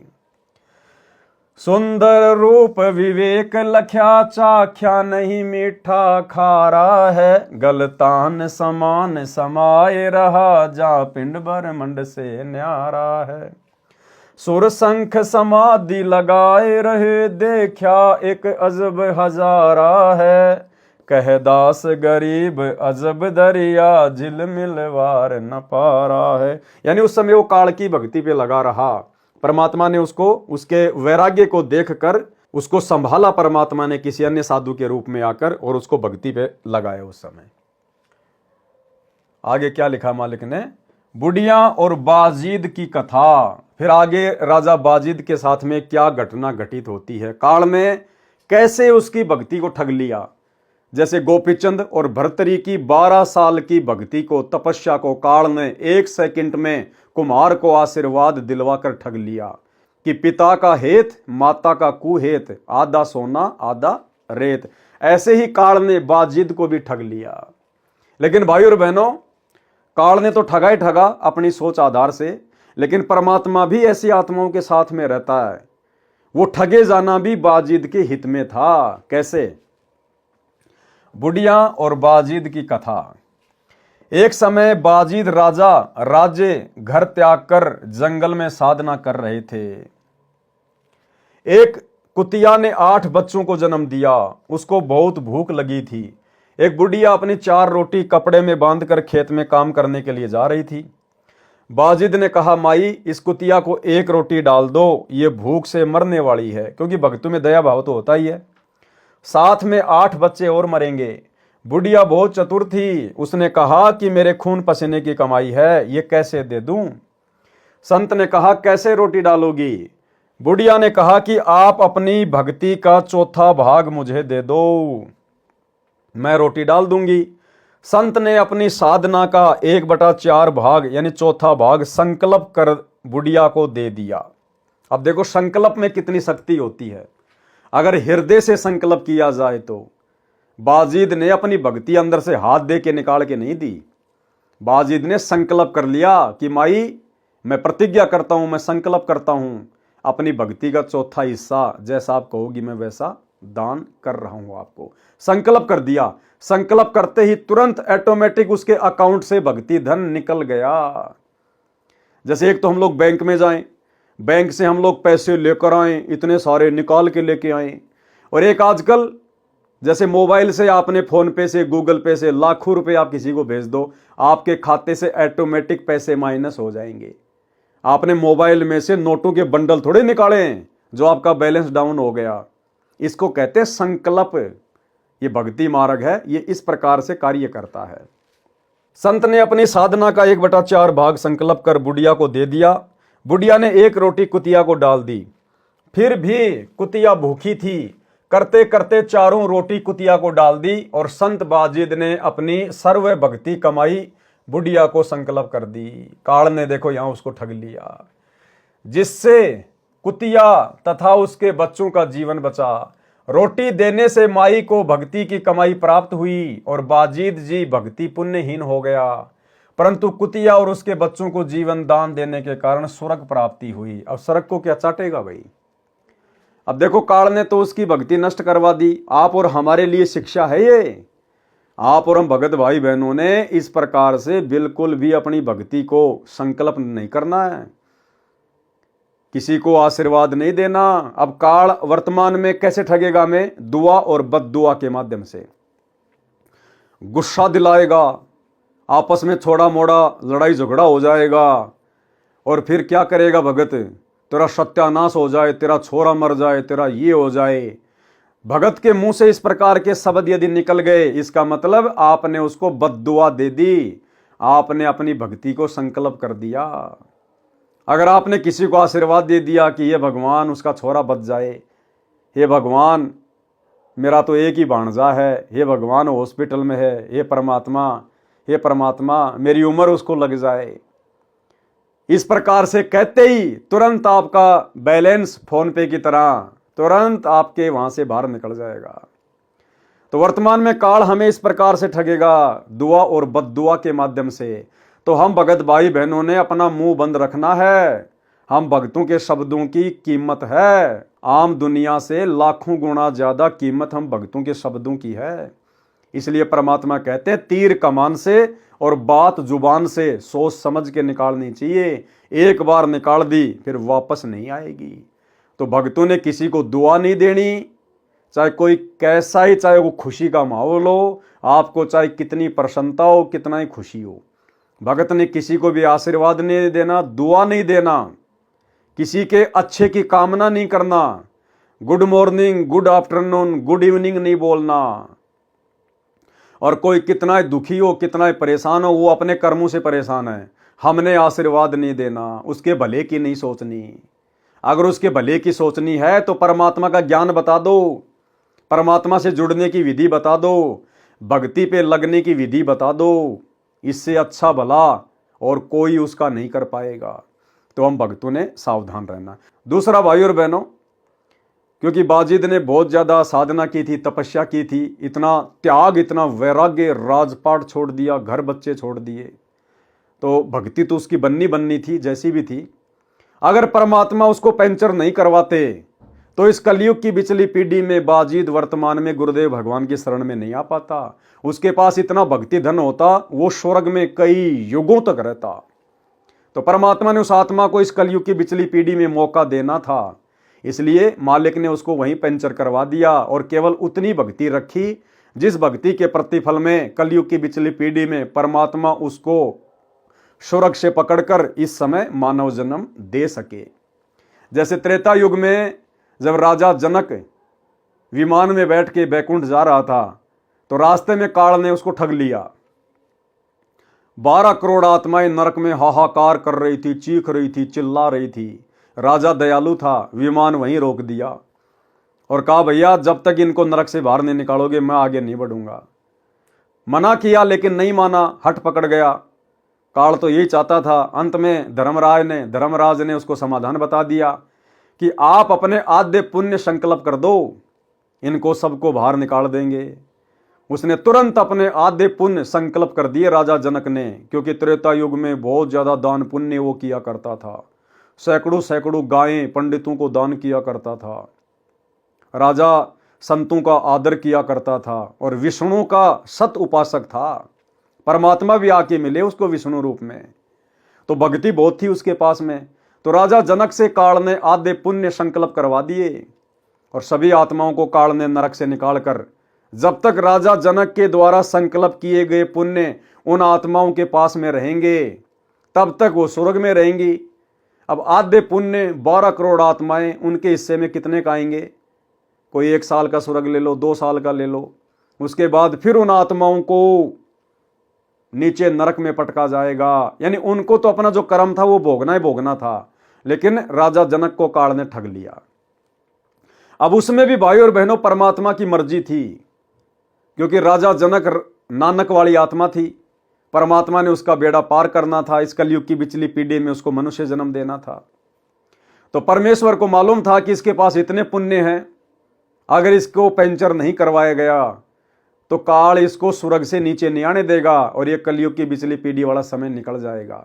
तो परमात्मा ने उसके उतने ही वो पुण्य संकल्प करवाए कि बस जब तक वो कलयुग की पिछली पीढ़ी वाला समय नहीं आता है तब तक ये अपने पुण्य ऊपर भोगेगा, और जब इसके पुण्य समाप्त होने होंगे उस समय ये समय आ जाएगा भक्ति का, उस समय फिर इसको नीचे पटक दिया जाएगा। लेकिन भाई और बहनों, वर्तमान में हमने बिल्कुल भी ऐसी गलती नहीं करनी है। वर्तमान में तो हमने अपनी भक्ति को हर प्रकार से सुरक्षित रखना है, चाहे कोई नरक में चीखो, चाहे कोई धरती पे चीखो। परमात्मा का रास्ता बता दो, गुरुजी से जुड़ने का मार्ग बता दो। अपने टायर से दूसरे के टायर में हवा डालोगे, उसका भी काम नहीं चलेगा, हम भी पंचर हो जाएंगे। तो भैया जहां पे हवा डाली जाती है उस दुकान का एड्रेस बता दो, वहां जाके भरवा लेगा अगर समझदार होगा तो। हमने अपनी भक्ति को बर्बाद नहीं करना है। पतिव्रता के अंग का सरलार्थ, पतिव्रता का भावार्थ पूर्व में सारांश में बता दिया गया है। यानी कल जो वीडियो चला था 14 नंबर, उसमें पतिव्रता के विषय में बहुत सारी बातें गुरुदेव के आशीर्वाद से हो चुकी हैं। अब जो वाणियां हैं पतिव्रता के अंग की, उन वाणियों को गुरुदेव ने लिखा है और हल्का हल्का उनका सरलार्थ किया है। गरीब पतिव्रता तिन जानिए नाही आन उपावे, एक मन एक दिशा छोड़े भक्ति न भावे। पतिव्रता उसी को कहते हैं जो केवल अपने एक इष्ट, अपने एक गुरु को ही अपना सर्वस्व माने, अन्य किसी को भी ना पूजे। ना ही आन उपाव, आन उपाव माने किसी अन्य की उपासना, यानी अन्य को परमात्मा मान के ना पूजे। गरीब पतिव्रता सो जानिए नाही आन उपावे, एक मन एक दिशा दूजा नहीं लगावे। अपने गुरु के अलावा किसी और से लगाव नहीं होना चाहिए इष्ट रूप में। गरीब पतिव्रता सो जानिए माने पीव की आन, दूजे से दावा नहीं एक दिशा ध्यान। दूसरे की तरफ हमने ध्यान ही नहीं करना कि हमारे गुरु के अलावा कोई और भी भगवान है, कोई और भी कोई कबीर जी है, सपने में भी नहीं सोचना है। गरीब पतिव्रता सो जानिए माने पीव की कान, पीव भावे सोई करे बिन आज्ञा नहीं खान। यानी हमारा गुरु, हमारा पति जो मर्जी करे, हमने उसकी तरफ नहीं देखना। गुरु ने हमें क्या आज्ञा दी है, बिन आज्ञा नहीं खान। हमारा गुरु क्या कर रहा है, हमारा गुरु भले शराब पी रहा है, मांस खा रहा है, कोई भी उल्टा काम कर रहा है, हमने उसकी तरफ नहीं देखना। हमने गुरु की जो करनी है उसकी तरफ नहीं देखना। अगर गुरु समझ में आ गया तो, ज्ञान समझ में आ गया तो, गुरु ने हमें किस प्रकार से भक्ति मार्ग पर रहने की, खाने की, पीने की आज्ञा दी है, हमने उस हिसाब से आगे बढ़ना है। गुरु को नहीं देखना गुरु क्या कर रहा है, हमारे लिए क्या आज्ञा है, हमने उस हिसाब से आगे बढ़ना है। गरीब पतिव्रता सो जानिए माने पीव की कान, पीव भावे सोई करे। पीव यानी परमात्मा जो चाहे सो करे, बिन आज्ञा नहीं खान। लेकिन भगत ने तो केवल आज्ञा का पालन करना है। गरीब पतिव्रता सो जानिए चरण कमल में ध्यान। पतिव्रता वही है जो अपने गुरु के चरण कमल में ध्यान रखे। भाई जब गुरु के चरण कमल में ध्यान रखना है तो फिर ये क्या है, एक पलक भूले नहीं आठों वक्त अमान। एक पलक भूले नहीं, भाई अपने गुरु को एक पलक भी नहीं भूलना, तो फिर इनको याद करने के लिए तो समय नहीं रहा, इनको याद करने का तो फिर कोई स्थान ही नहीं है। एक पलक भूले नहीं आठों वक्त अमान, और आठों पहर शांति में रहे। गरीब पतिव्रता सो जानिए जाने अपना पीव। पतिव्रता उसी को कहते हैं जो अपने भगवान को जानती है, पहचानती है। तो आज हम सत्सेवक भाई बहनों ने पहचान लिया कि हमारा असली जो पति है वो कौन है, कहते हैं पतिव्रता उसी को कहते हैं जो जाने अपना पीव और आन ध्यान से रहत हुई चरण कमल में जीव। आन ध्यान से किसी और की पूजा पाठ ना करे, आन उपासना ना करे। गरीब पतिव्रता सोई लखो जाने अपना कंत। कंत यानी स्वामी, जो अपने स्वामी को जानती है, पहचानती है, वही असल में पतिव्रता औरत है कि मेरा गुरु खुद ही कबीर भगवान है, सारी सृष्टि का मालिक है। गरीब पतिव्रता सोई लखो जाने अपना कंत। आन ध्यान से रहत होई गाहक मिले अनंत। चाहे कितने देवी देवता क्यों ना मिले, घर के सामने आके खड़े क्यों ना हो जाएं, चाहे ये नकली कबीर दाढ़ी मूछ वाला भी घर के सामने आके खड़ा क्यों ना हो जाए कि मैं भगवान हूं, मैं कबीर हूं, बोले भैया हम आपको नहीं जानते, दो जोड़े हाथ, चले जाओ यहां से। गरीब पतिव्रता के बरत है अपने पीवसु हेत। यानी पतिव्रता का एक संकल्प होता है, वो केवल अपने ही पति के साथ जुड़ी हुई होती है, उसका प्रेम, उसका हेत केवल अपने गुरुदेव से होता है। आन उपासी वो मिले जिनसे रहे संकेत। आन उपासी चाहे कितने मिलो, हमारे को भ्रमित करने वाले कि वो व्रत कर ले, उस देवता की पूजा कर ले, वहां पे घूमने चलेंगे, वहां पे जो है वो तीर्थ पे चलेंगे, कहले आन उपासी बहुत मिले जिनसे रहे संकेत, उनसे सावधान रहे। गरीब पतिव्रता सो जानिए जाके दिल नहीं और। असल में पतिव्रता भगत कौन है, पतिव्रता आत्मा कौन है, जाके दिल नहीं और, जिसके दिल में अपने गुरु के अलावा और कोई परमात्मा नहीं, कोई भगवान नहीं, इष्ट इष्ट नहीं। जबकि सतलोक आश्रमों से जुड़े हुए भाई बहनों के दिलों में तो ये नकली कबीर, नकली मुर्दा फोटो बसी हुई है। 8 सितंबर को तो अपने गुरुजी को पूज लेंगे और जून के महीने में इस कागज के टुकड़े को, मुर्दा फोटो को कबीर भगवान मानकर उसका प्रगट दिवस मना लेंगे। तो इनके दिल में तो बहुत सारे बैठे हुए हैं, ये पतिव्रता आत्मा के लक्षण नहीं है। गरीब पतिव्रता सो जानिए जाके दिल नहीं और हम सत्सेवकों के दिल में केवल हमारे गुरुजी हैं। इस फोटो को हमने पाड़ पाड़ के फेंक दिया, अपने घर से निकाल दिया, अपने दरबार से निकाल दिया। हम इसको दंडवत नहीं करते, कुछ नहीं करते, केवल अपने गुरुदेव भगवान से हमारा संबंध है। गरीब पतिव्रता सो जानिए जाके दिल नहीं और। अपने पीव के चरण बिना 3 लोक नहीं ठोर। सरलार्थ, वाणी नंबर 10 का सरलार्थ पहले कर दिया है। जैसे पतिव्रता स्त्री अपने पति के अतिरिक्त किसी पुरुष को पति यानी स्वामी के भाव से नहीं चाहती है, चाहे वह कितना ही सुंदर हो, धनी हो या बड़ा अधिकारी हो, चाहे राजा भी क्यों ना हो, उसे पतिव्रता कहते हैं। जो अपने पति के अतिरिक्त, अब हमारा वर्तमान में कौन है पति, समझ में आ गया ना, हमारे गुरुदेव भगवान हमारे पति हैं। तो क्या कह रहे हैं, पति के अतिरिक्त किसी पुरुष को पति यानी स्वामी भाव से नहीं चाहती। जबकि आश्रम वाले भाई बहन तो अपने पति, अपने भगवान, अपने कबीर जी के भाव से इस फोटो को पूज रहे हैं जून के महीने में। चाहे वह कितना ही सुंदर हो, धनी हो या बड़ा अधिकारी हो, चाहे राजा भी क्यों ना हो, उसे कहते हैं पतिव्रता स्त्री, पतिव्रता आत्मा। कथा, एक व्यक्ति राजा का नौकर था, उसको अपनी पत्नी पर पूर्ण विश्वास था कि वह पतिव्रता है, जिसकी महिमा वह अपने साथियों में बार बार करता था। आप और हमने नहीं करनी है, ये तो एक कथा है जो गुरुदेव हमें बता रहे हैं शिक्षा के लिए कि पतिव्रता कैसी होती है। हमने वर्तमान में महिमा केवल अपने गुरु की करनी है, अपने भगवान की करनी है, गुरुदेव की। ना पत्नी ने अपने पति की करनी है, ना पति ने अपनी पत्नी की करनी है। किसी के बेटा बेटी बहुत बड़े कोई अधिकारी बन गए, कोई नौकरी लग गए हैं, रिश्तेदारियों में जाकर, भक्तों के बीच में बैठकर, आश्रम में जाकर अपने बच्चों की महिमा के गीत नहीं गाने कि मेरा लड़का DCM बन गया, मेरा लड़का DC बन गया, मेरा लड़का IAS अधिकारी है। 1 सेकंड में फूंक निकल जाएगी, एक्सीडेंट में मर जाएगा, फिर करना जिक्र कि मेरा बेटा DCM था, मेरा बेटा IAS अधिकारी था। हमने महिमा केवल इस जीव से अपने भगवान की करनी, अपनी औलाद की नहीं करनी। उसको अपनी पत्नी पर पूर्ण विश्वास था कि वह पतिव्रता है, जिसकी महिमा वह अपने साथियों में बार बार करता था। एक दिन बात राजा के दरबार में पहुंच गई। नौकर हिंदू था, वो हिंदू था जो अपनी पत्नी की महिमा करता था। राजा मुसलमान था और एक मुसलमान ही उसका महामंत्री था। राज दरबार में राजा ने उस नौकर से पूछा कि आप ये कहते हैं कि आपकी पत्नी पतिव्रता है, आपको पूर्ण विश्वास है? नौकर ने कहा कि पूर्ण से भी आगे है। उसी समय महामंत्री बोला कि यदि मैं तेरी पत्नी का पतिव्रत धर्मखंड कर दूं तो तुझे क्या सजा मिलनी चाहिए। अब देखो, बकवाद से बकवाद ही निकल के आएगी। अब वो आदमी यदि, वो नौकर यदि अपनी औरत की महिमा ना करता, उसका जिक्र ना करता कि मेरी औरत जो है वो पतिव्रता है, तो राजा तक बात नहीं जाती। राजा तक बात नहीं जाती तो महामंत्री भी बीच में नहीं कूदता कि मैं अगर तेरी पत्नी का पतिव्रता धर्म खंड कर दूं तो तेरे को क्या सजा मिलनी चाहिए।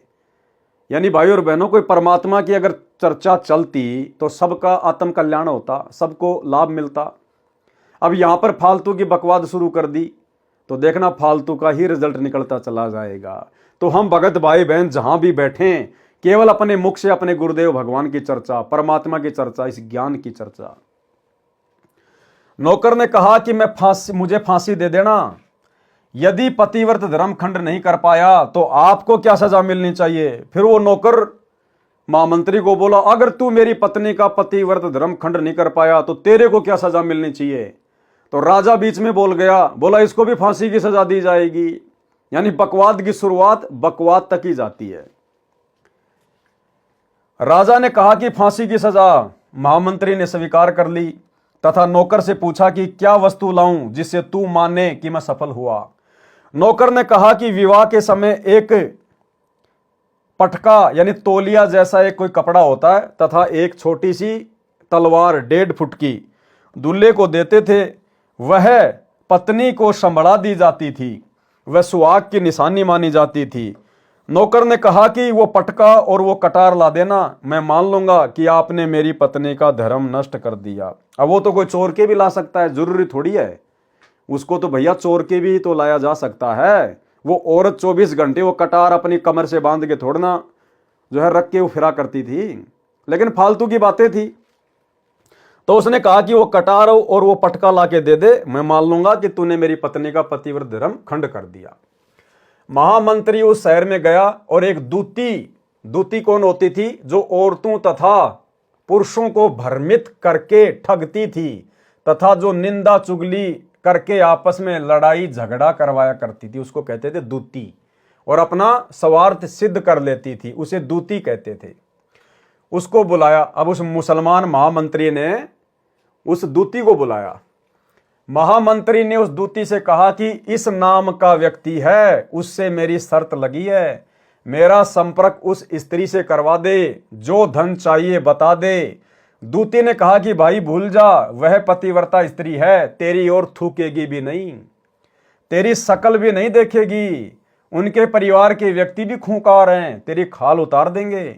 महामंत्री ने कहा कि उसके घर से पटका तथा वो कटार चुरा कर ला दे तथा उसके गुप्तांग के पास यदि कोई निशान हो तो वह भी देखकर मुझे बताना।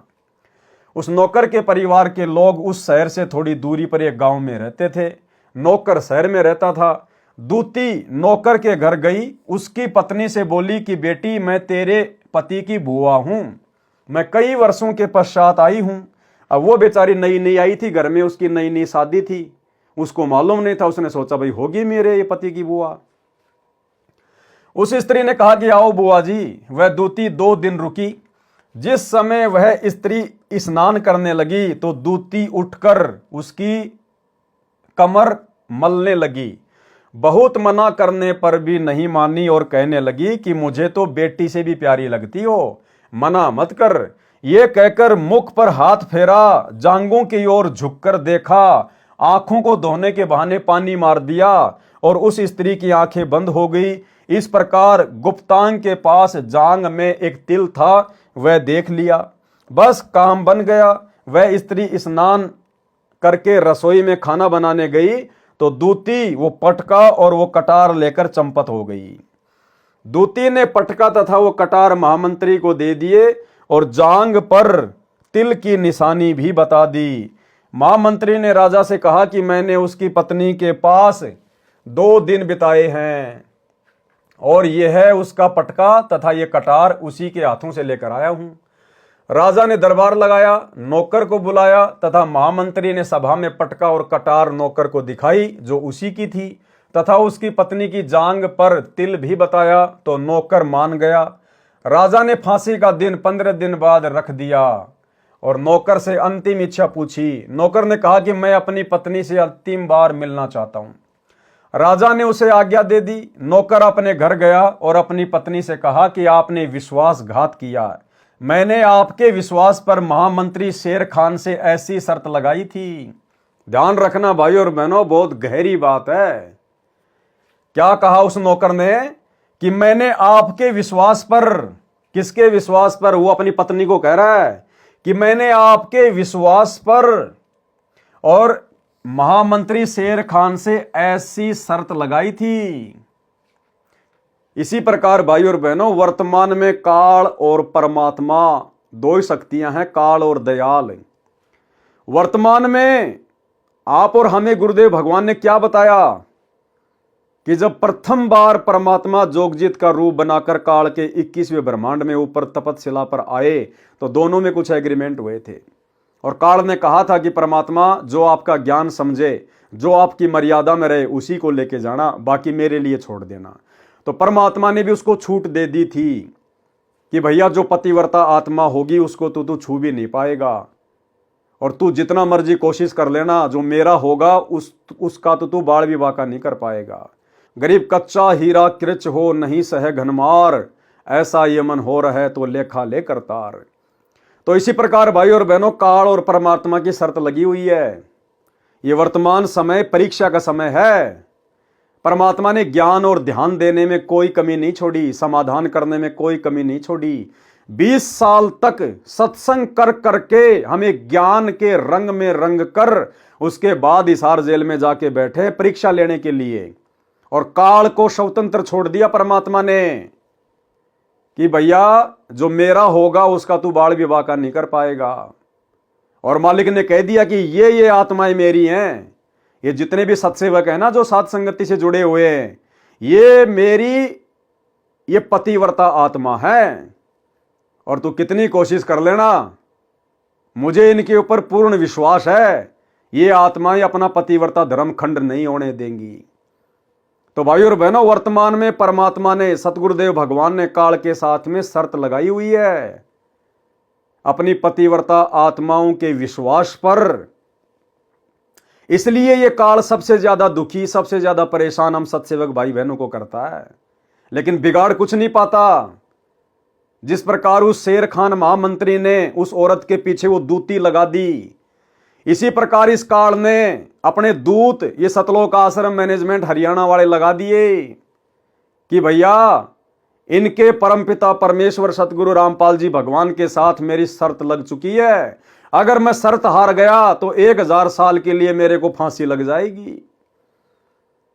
तो काल के हुक्म से ये दूत, उधर तो वो दूती थी, इधर ये दूत, सतलोक आश्रम मैनेजमेंट हरियाणा वाले ये कोऑर्डिनेटर, गुरुजी के बेटा बेटी भाई बंधु रिश्तेदार, सात संगतियों में लड़ाई झगड़े करना, पुलिस प्रशासन को भेजना, अन्य भक्तों को भेज देना, भक्तों के साथ मार पिटाई करवाना, झूठे मुकदमे लगवाना, जेल करवा देना, गाली गलोच करना, सात संगतियां रुकवाना, गुरुद्रोही कह के हमारे को डराना धमकाना, पीले पर्चे निकालना। तो ये दूत छोड़ रखे काल ने अपने, क्योंकि काल को पता अगर तू हार गया तो तेरे को 1000 साल के लिए परमात्मा जमीन में गाड़ देगा।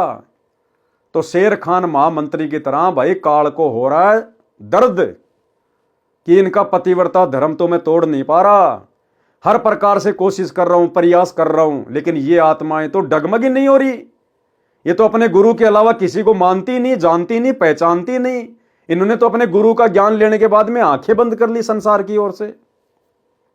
तो ये वर्तमान में शर्त लगी हुई है, और गुरु ने शर्त लगाई है आप और हम आत्माओं के विश्वास के ऊपर, यानी गुरु ने आप और हमारे ऊपर विश्वास किया है। तो भाई और बहनों, यदि हमने गुरु जी का विश्वास तोड़ दिया, यदि हमने अपने पतिव्रता धर्म को खंड कर दिया, यानी परमात्मा ने कह दिया भैया वो मेरे अलावा किसी को नहीं मानते, मेरे अलावा और कोई भगवान नहीं, कोई परमात्मा नहीं, सबको रिजेक्ट कर दिया, तो काल अब क्या करेगा? इसको परमात्मा मनवाएगा, जैसे तैसे करके इसका कबीर प्रकट दिवस मनवाएगा, इसकी फोटो वापस आपके घर में लगवाएगा, इसको आपको दंडवत करवाएगा, और वो सारे काम एक बार में हो जाएंगे यदि आपने डर कर और सतलोक आश्रमों में जाकर अपनी हार स्वीकार कर ली। तो साथ संगति को छोड़कर यदि सतलोक आश्रमों में जाकर और उनके फर्जी नामदान सेंटरों पर जाकर यदि आपने अपने शुद्ध नाम को खंड कर लिया वहां शुद्ध करवाने के बहाने, तो आप शर्त हार गए, आपका पतिव्रता धर्म खंड हो गया। तो भाई वर्तमान में यह परीक्षा चल रही है। मैंने आपके विश्वास पर महामंत्री शेर खान से ऐसी शर्त लगाई थी। राजा के दरबार में राजा के सामने मैंने कहा था कि मेरी पत्नी का पतिव्रत धर्म कोई नष्ट नहीं कर सकता, अगर कोई कर दे तो मुझे फांसी लगा देना। अब मुझे उस दिन फांसी लगाई जाएगी। उसकी पत्नी ने सब बात बताई, परंतु दरबार में फैसला हो चुका था। वह नौकर वापस राजा के दरबार में गया, उसे कैद में डाल दिया गया। नौकर की पतिव्रता धर्म पत्नी ने परमात्मा को याद किया और राजा के दरबार में गई और राजा से नाच दिखाने की आज्ञा मांगी। स्त्री अति सुंदर थी, राजा लोग शौकीन होते हैं, आज्ञा दे दी। सभा लगी, सब मंत्री महामंत्री राजा उपस्थित थे। राजा को नाच अति सुंदर लगा और नर्तिका से कहा कि मांग, क्या मांगना चाहती है। स्त्री ने कहा कि आपकी सभा में मेरा चोर है, जिसने मेरे रुपए लिए थे वापस नहीं दिए, उसे फांसी की सजा दी जाए। राजा ने कहा कि ठीक है, बताओ कौन है चोर। स्त्री ने कहा कि आपका महामंत्री शेर खान है। शेर खान कुर्सी से उठा और कहा कि जहांपना, हे परवरदिगार, खुदा की कसम मैंने इस औरत की शकल भी नहीं देखी है। उस महामंत्री ने क्या कहा कि मैंने तो इसकी शकल भी नहीं देखी कभी, यानी खुद ही अपने जाल में फंस गया। अरे भैया, अगर तूने इसकी शकल नहीं देखी तो फिर वो कटारी किससे लाया था? जांग के ऊपर वो तिल का निशान है, वो किसका था? फंस गया। शेर खान कुर्सी से उठा और कहा कि जहांपना, हे परवरदिगार, खुदा की कसम मैंने इस औरत की शकल भी नहीं देखी है, ये सरेआम झूठ बोल रही है। तब स्त्री ने कहा कि राजन, यदि इसने मेरी शकल नहीं देखी है, ये मुझे जानता तक नहीं है, तो वे पटका और वो कटार कहां से लाया था? मैं उस सूरवीर सैनिक की पत्नी हूं जिसको तूने दूती भेजकर मेरी जांग के तिल का पता लगाया और उसी ने ये पटका तथा कटार चोरी करके इसको लाकर दी थी। उसने अपने आप को मेरे पति की बुआ बताया था। मैं नई नई इस घर में आई थी, मैं उसे जानती नहीं थी। वह दूती बुलाई गई, उसने राजा को सच्चाई बता दी। राजा ने उस नौकर को बरी कर दिया और महामंत्री बना दिया और महामंत्री शेर खान को फांसी पर लटका दिया गया। तो ठीक इसी प्रकार भाई और बहनों, इस काल की और दयाल की वर्तमान में हम आत्माओं को लेकर शर्त लगी हुई है।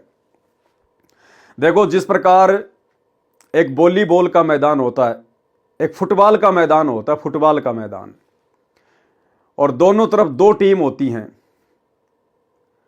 अब उन दोनों टीमों की हार जीत भाई और बहनों उस फुटबॉल के ऊपर निर्भर करती है, फुटबॉल के ऊपर, वो किसके पैरों के नीचे आएगी। इसी प्रकार ये किस ब्रह्मांड फुटबॉल का मैदान है, दो टीम हैं, काल और दयाल, सतगुरु और काल, और हम आत्माएं हैं फुटबॉल। हम किसके पैरों के नीचे रहेंगे, उसी की जीत है। तो हमने तो अपने गुरुदेव भगवान के चरणों के नीचे रहना है, अपने परमात्मा के चरणों के नीचे।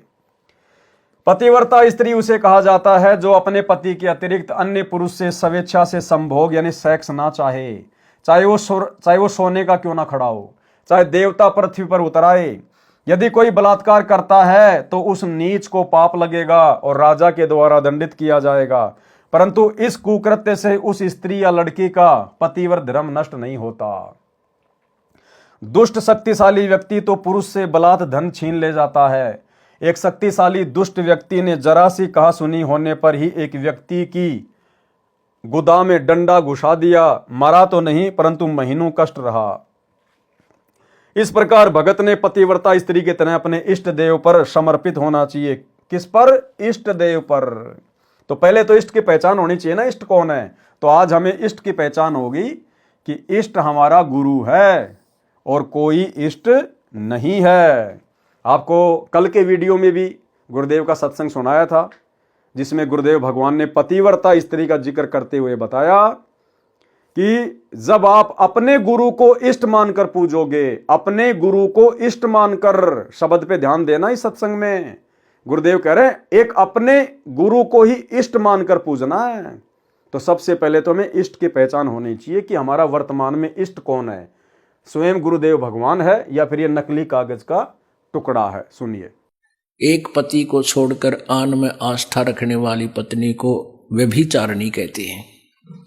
तो अपने ही पति से हर इच्छा पूरी हो उसी को पतिव्रता कहते। तो हम जब पतिव्रता पद पर आ जाएंगे तो परमात्मा कहते हैं पतिव्रता जमी पर जो जो धर है पावे, समर्थ झाड़ू देत है ना काटा लग जावे। ऐसा हंस, ऐसा भक्त जब अपने एक इष्ट पूर्ण परमात्मा पर अपने ही गुरु को इष्ट रूप में मानकर जब अपने जीवन रूपी सफर में प्रस्थान करता है, अपने ही गुरु को इष्ट रूप में मानकर जब अपने जीवन रूपी सफर में प्रस्थान करता है, अपने ही गुरु को इष्ट रूप में मानकर जब अपने जीवन रूपी सफर में प्रस्थान करता है रास्ते पर, तो परमात्मा उस जीवन रूपी सफर के पाप कर्म रूपी कांटों को बुहारना शुरू कर देता, उसके दुखों को खत्म करना शुरू कर देता है, झाड़ू देता चलता है कि मेरी प्यारी आत्मा के कांटा ना लग जाए। तो भाई और बहनों, इष्ट की पहचान हो गई हमें, तो अपने इष्ट के अलावा हमने अपनी नियत कहीं नहीं डिगानी।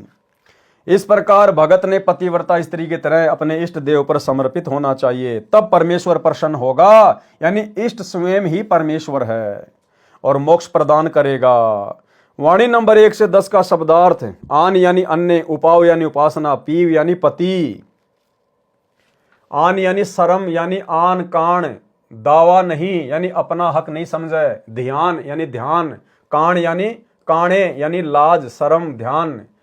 पति धारण करना यानी पतिव्रता धर्म धारण कर लिया तो अटल रहती है, यह उसका मत यानी सिद्धांत है। गाहक मिलो यानी स्त्रियों को लोभ लालच देकर दुराचार करने वाले पतिव्रता को असंख्य मिलो, वह अपना सिद्धांत नहीं बदलती। टस से मस नहीं होती। हित यानी प्रेम, आन यानी उपासी, अन्य देवताओं की उपासना करने वाली आत्माएं बहुत मिलें, परंतु अपने इष्ट देव को पतिव्रता नहीं त्यागती। सच्चा भगत अपने मूल मालिक के स्थान पर, मूल मालिक कौन? अपना गुरु। वर्तमान में भक्ति का मूल कौन है? गुरु। सच्चा भगत अपने मूल मालिक के स्थान पर अन्य देवी देवताओं की पूजा कभी नहीं करता। संकेत माने सतर्क रहना। वाणी नंबर 10 का सरलार्थ सारांश में कर दिया गया है। वाणी नंबर 11 से 20।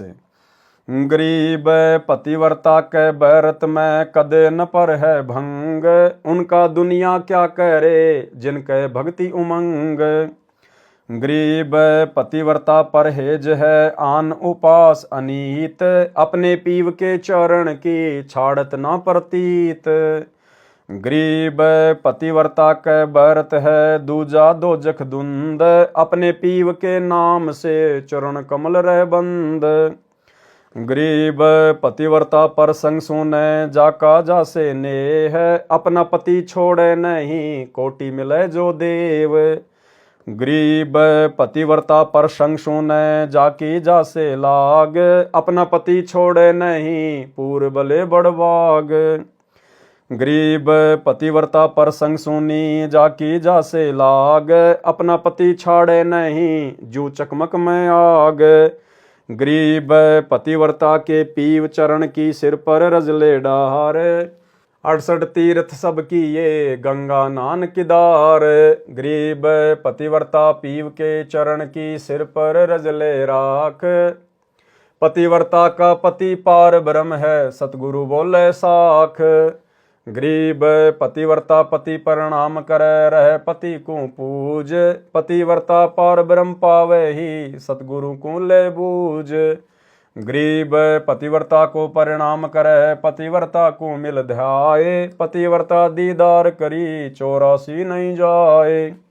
सरलार्थ, पतिव्रता स्त्री की तरह भगत के एक परमात्मा की भक्ति के व्रत यानी प्रतिज्ञा कभी भंग नहीं पड़ता, यानी खंडित नहीं होता। जिनको परमात्मा की भक्ति की उमंग लगी है तो उन भक्तों को संसार के व्यक्ति कुछ हानि नहीं कर सकते, उनके भक्ति धर्म कर्म को खंडित नहीं करवा सकते चाहे कितनी कोशिश। वह भगत पतिव्रता की तरह अन्य उपासना से परहेज करता है, अपने पीव यानी पति परमेश्वर के चरणों की प्रतीत यानी विश्वास नहीं छोड़ता। दोजिख माने नरक, धुंध माने अंधकार। पतिव्रता के लिए अन्य पुरुष नरक का अंधेरा है। पतिव्रता के लिए अन्य पुरुष का संग नरक के द्वार हैं। धुंध माने अंधकार, पतिव्रता के लिए अन्य पुरुष नरक का अंधेरा है। यानी भगत अपने इष्ट के अतिरिक्त अन्य देव की पूजा नरकदायक मानता है। अपने इष्ट के अलावा अन्य देव की पूजा नरकदायक मानता है। अपने पूर्ण परमेश्वर पर पूर्ण विश्वास रखता है, उसी के चरण कमलों में बंध चुका है। वाणी नंबर 14 का सरलात सारांश में कर दिया गया है।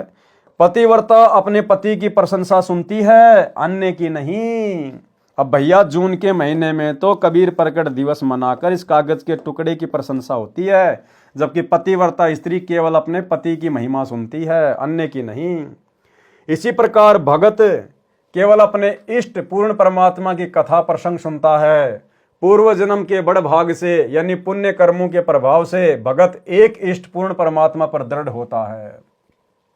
यानी अपने गुरु को ही इष्ट मानना कोई सामान्य बात नहीं होती है।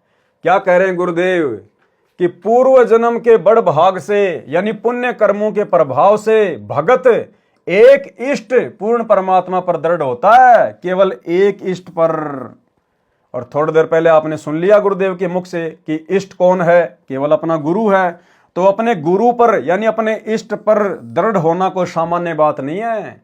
इसीलिए तो केवल सत्सेवक भाई बहन ही वर्तमान में अपने गुरु जी पर दृढ़ हैं, अपने गुरु के अलावा किसी और को इष्ट नहीं मानते, क्योंकि हमारे पिछले जन्म के बड़ भाग हैं। ऐसे अभेद मानती है जैसे पत्थर में अग्नि समाई रहती है।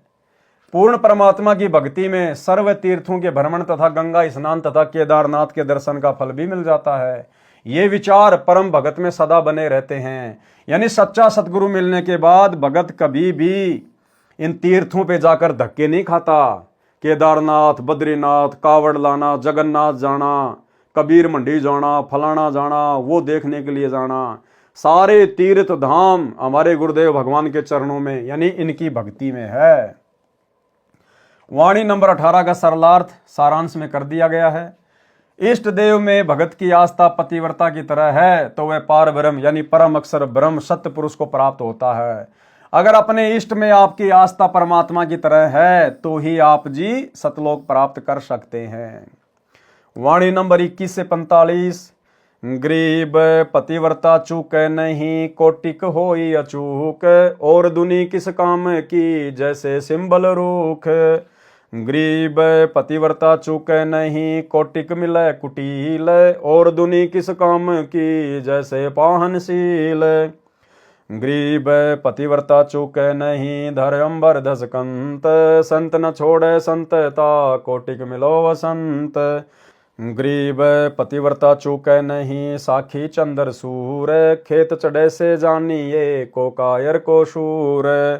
गरीब पतिव्रता चूक नहीं, साखी चंद्र सूर, खेत चढ़े से जानियो किसके मुख पर नूर।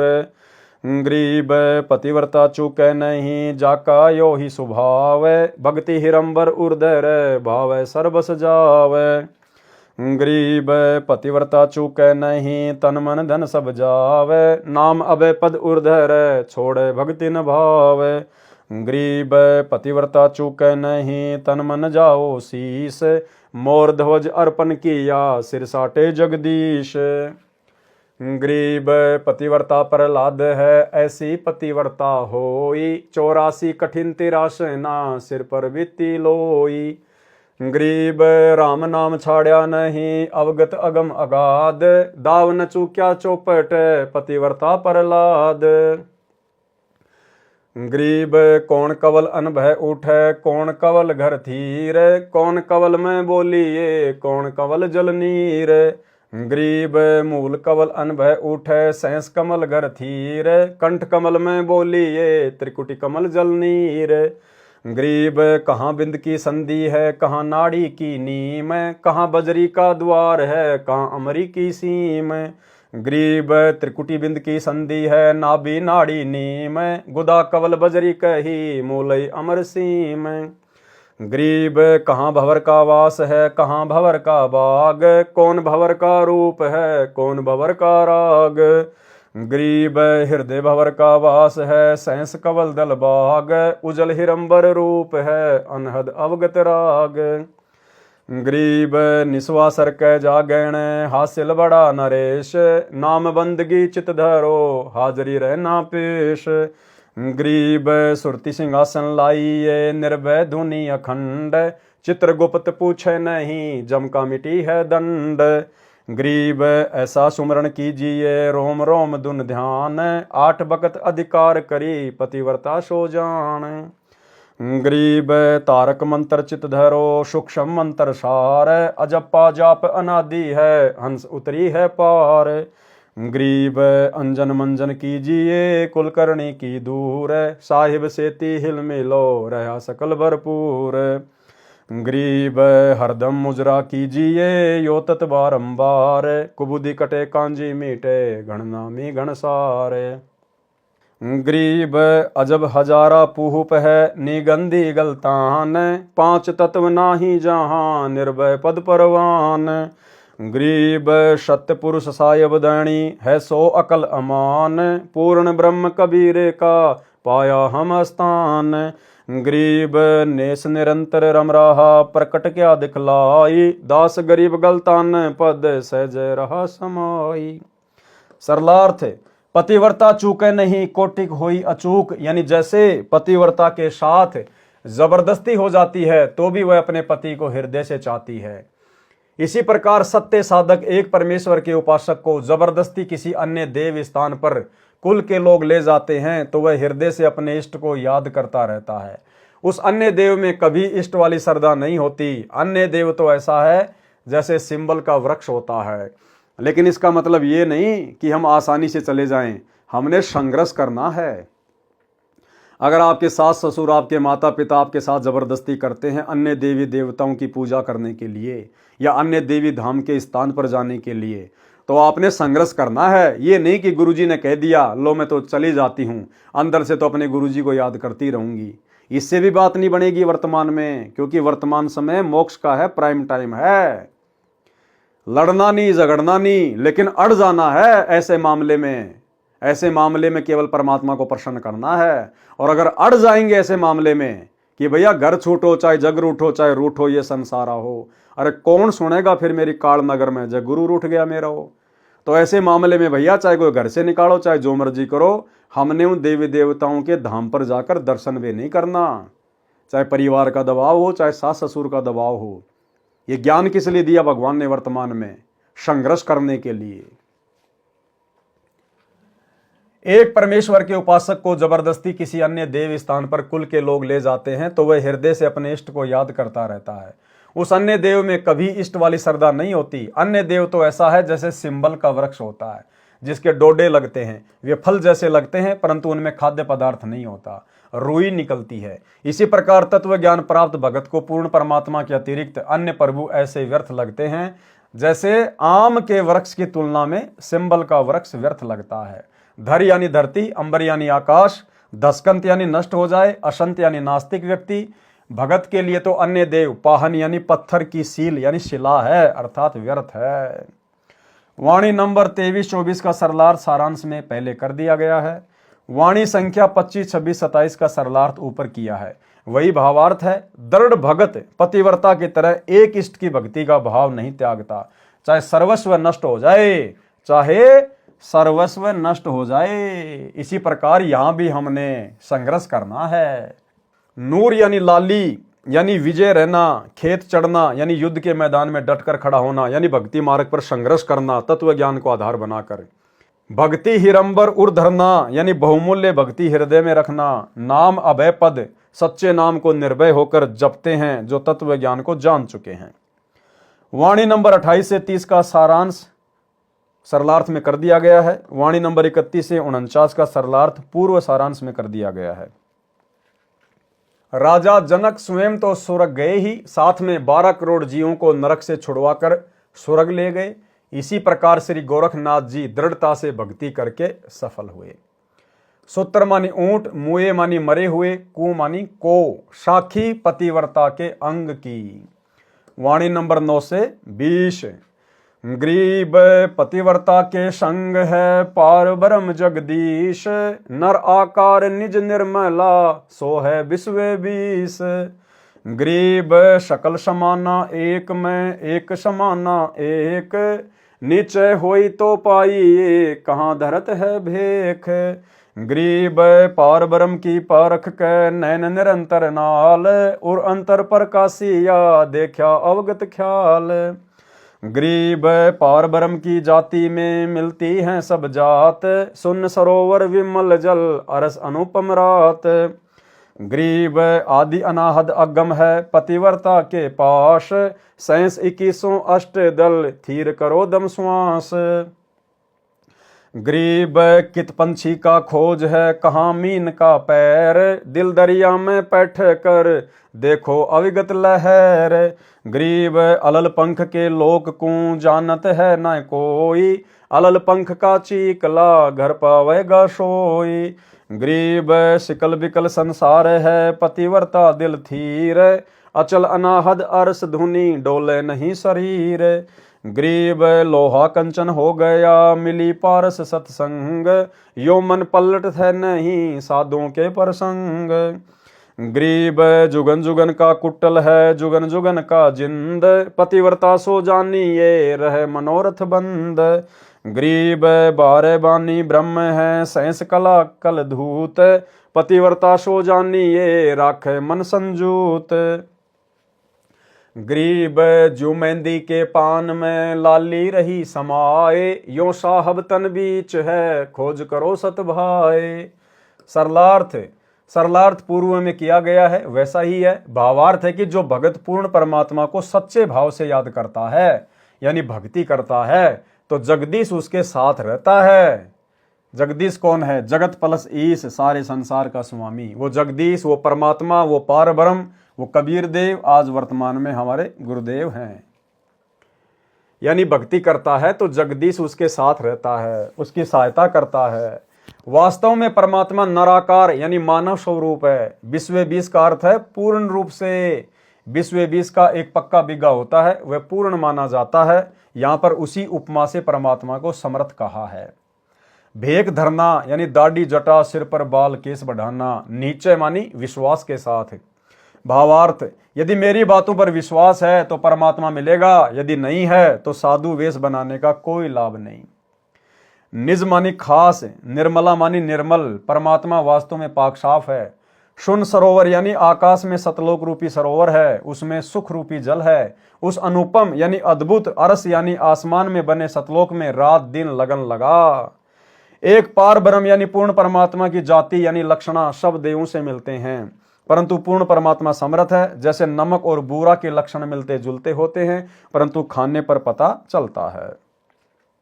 आदि मानी सनातन सदा से, अगम यानी सर्वोपरि, अनाहद मानी शाश्वत यानी अविनाशी। परमात्मा दृढ़ भगत के साथ है। सैंस 21 यानी दिन रात में मानव सामान्य विधि से 21,600 श्वास दम श्वास लेता है। उन सबको परमात्मा के सुमरण में लगाए। थीर करो का अर्थ है श्वास से नाम पर दृढ़ता से मन लगाओ। कित मानी कहाँ, पंछी मानी पक्षी, मीन मानी मछली। जैसे पक्षी उड़कर चलता है तो उसकी खोज किसी चिन्ह से नहीं हो सकती, अर्थात पक्षी अपने पीछे कोई निशान नहीं छोड़ता।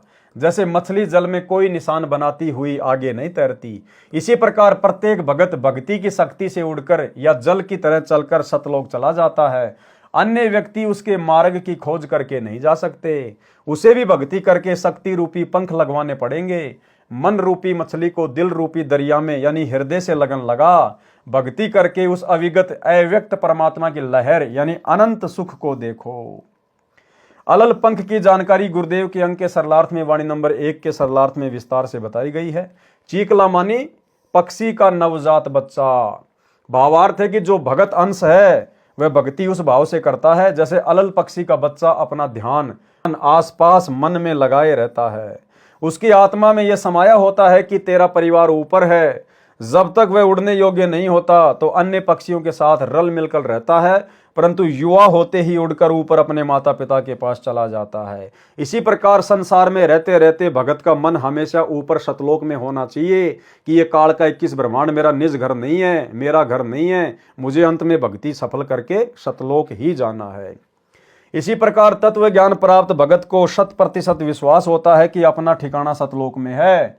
वही चीकला यानी भक्ति प्रारंभ करने वाला भगत भक्ति पूरी करके निर्बाध सतलोक वाले घर को प्राप्त करेगा। संसार सिकल बिकल यानी चंचल है, कभी भक्ति करने लगता है, कभी छोड़ देता है, परंतु पूर्ण विश्वासी भगत थीर यानी भक्ति पर दृढ़ रहता है। वह आकाश में परमात्मा की निरंतर धुन लगन टिकाकर लगाता है। लोहा पारस पत्थर के साथ मिलकर सोना हो जाता है, परंतु ये मन संतों के साथ रहकर भी गुण ग्रहण नहीं करता यानी साधु नहीं बनता। मन तो युगों युगों का कुटिल दुष्ट है, जिंद माने किसी गलत आदत से चिपक गया तो त्यागता नहीं। जिंद एक प्रेत होता है जो किसी को चिपक जाता है तो पीछा नहीं छोड़ता, केवल पूर्ण परमात्मा से डरता है। ये मन तो उस जिंद भूत से भी बुरा है। दृढ़ भगत तो अपने मनोरथ यानी उद्देश्य पर बंधा दृढ़ रहता है। 12 बानी का मतलब होता है पूर्ण रूप से, ब्रह्म का मतलब प्रभु यानी वास्तव परमात्मा तो पूर्ण ब्रह्म है। सहस यानी 1000 कला यानी शक्ति वाला, कल धूत यानी प्रभु तो काल है। दृढ़ भगत हर समय अपने मन को संजूत यानी संयम करके पूर्ण परमात्मा में रखता है। जैसे मेहंदी का पत्ता हरे रंग का होता है, परंतु जब उसे रगड़कर हाथों पर लगाया जाता है तो लाल रंग देता है। इसी प्रकार ये शरीर हड्डियों और मांस का ढांचा दिखाई देता है। जब इसको भक्ति में रगड़ोगे तो सत भाई यानी वास्तव में परमात्मा मिलेगा। उसकी सच में खोज करो, यानी सही कह रहा हूं कि भक्ति करके इस मानव शरीर में परमात्मा को खोजो, जबकि हमें तो परमेश्वर मिल चुके हैं। अब हमने मर्यादा में रह के आजीवन इनकी भक्ति पे लगे रहना है। वाणी नंबर 21 से 30। गरीब बिन दरिया दादुर जहां, बिन ही पर्वत मोर, बिना सवाती मोती जहां, बिन ही चंद चकोर। यानी परमेश्वर सतलोक की महिमा कर रहे हैं इन सब वाणियों में। यानी वहां पर जैसे यहाँ पर अगर कोई तालाब होगा तो उसमें मेंढक होगा, अगर बादल गरजेंगे तो बरसात होगी, अगर पेड़ होगा तो फूल होगा, काम धंधा करेंगे तो रोटी मिलेगी। लेकिन सतलोक में ऐसा कुछ नहीं है। वहां पर नैस कर्म में है, बिना कर्म के सब कुछ प्राप्त होता है। वहां पर वो ऐसा लोक है, उसकी महिमा गाई है मालिक ने। गरीब बिन दरिया दादुर जहां, दादुर यानी मेंढक, बिन ही पर्वत मोर, बिना सवाती मोती जहां, बिन ही चंद चकोर। गरीब बिन बादल बिजली जहां, बिन घन हर गर्जंत, बिन बागों कोयल जहां, बिन ही फाग बसंत। गरीब बिन ही बेली फूल है, बिना केत की भोर, बिन चिस्म्यों दीदार है, बिना दस्त जहां चोर। गरीब बिन ही आसन बैठे ना, बिन पग का जहां पंथ, बिन ही द्वारे बोले ना, समझे बिरला संत। गरीब बिन जिब्या वाणी पढ़े, बिन ही अंग अनूप, बिन मंदिर जहां पौडना, अवगत सत्य स्वरूप। गरीब बिन ही धरती देहरा, जामे अवगत देव, दृष्टि मुष्टि से रहत है, जाकी कर ले सेव। गरीब जू सुआ पिंजर बस, खिड़की बंद लगाई, दुर्मति दिल अंदर रहे, मंजारी नहीं खाई। गरीब मार्ग बंक पिछाने ले, उड़न गड़न दे छाड़, सुरती शब्द के संग है, दुर्मति दिल से काढ़।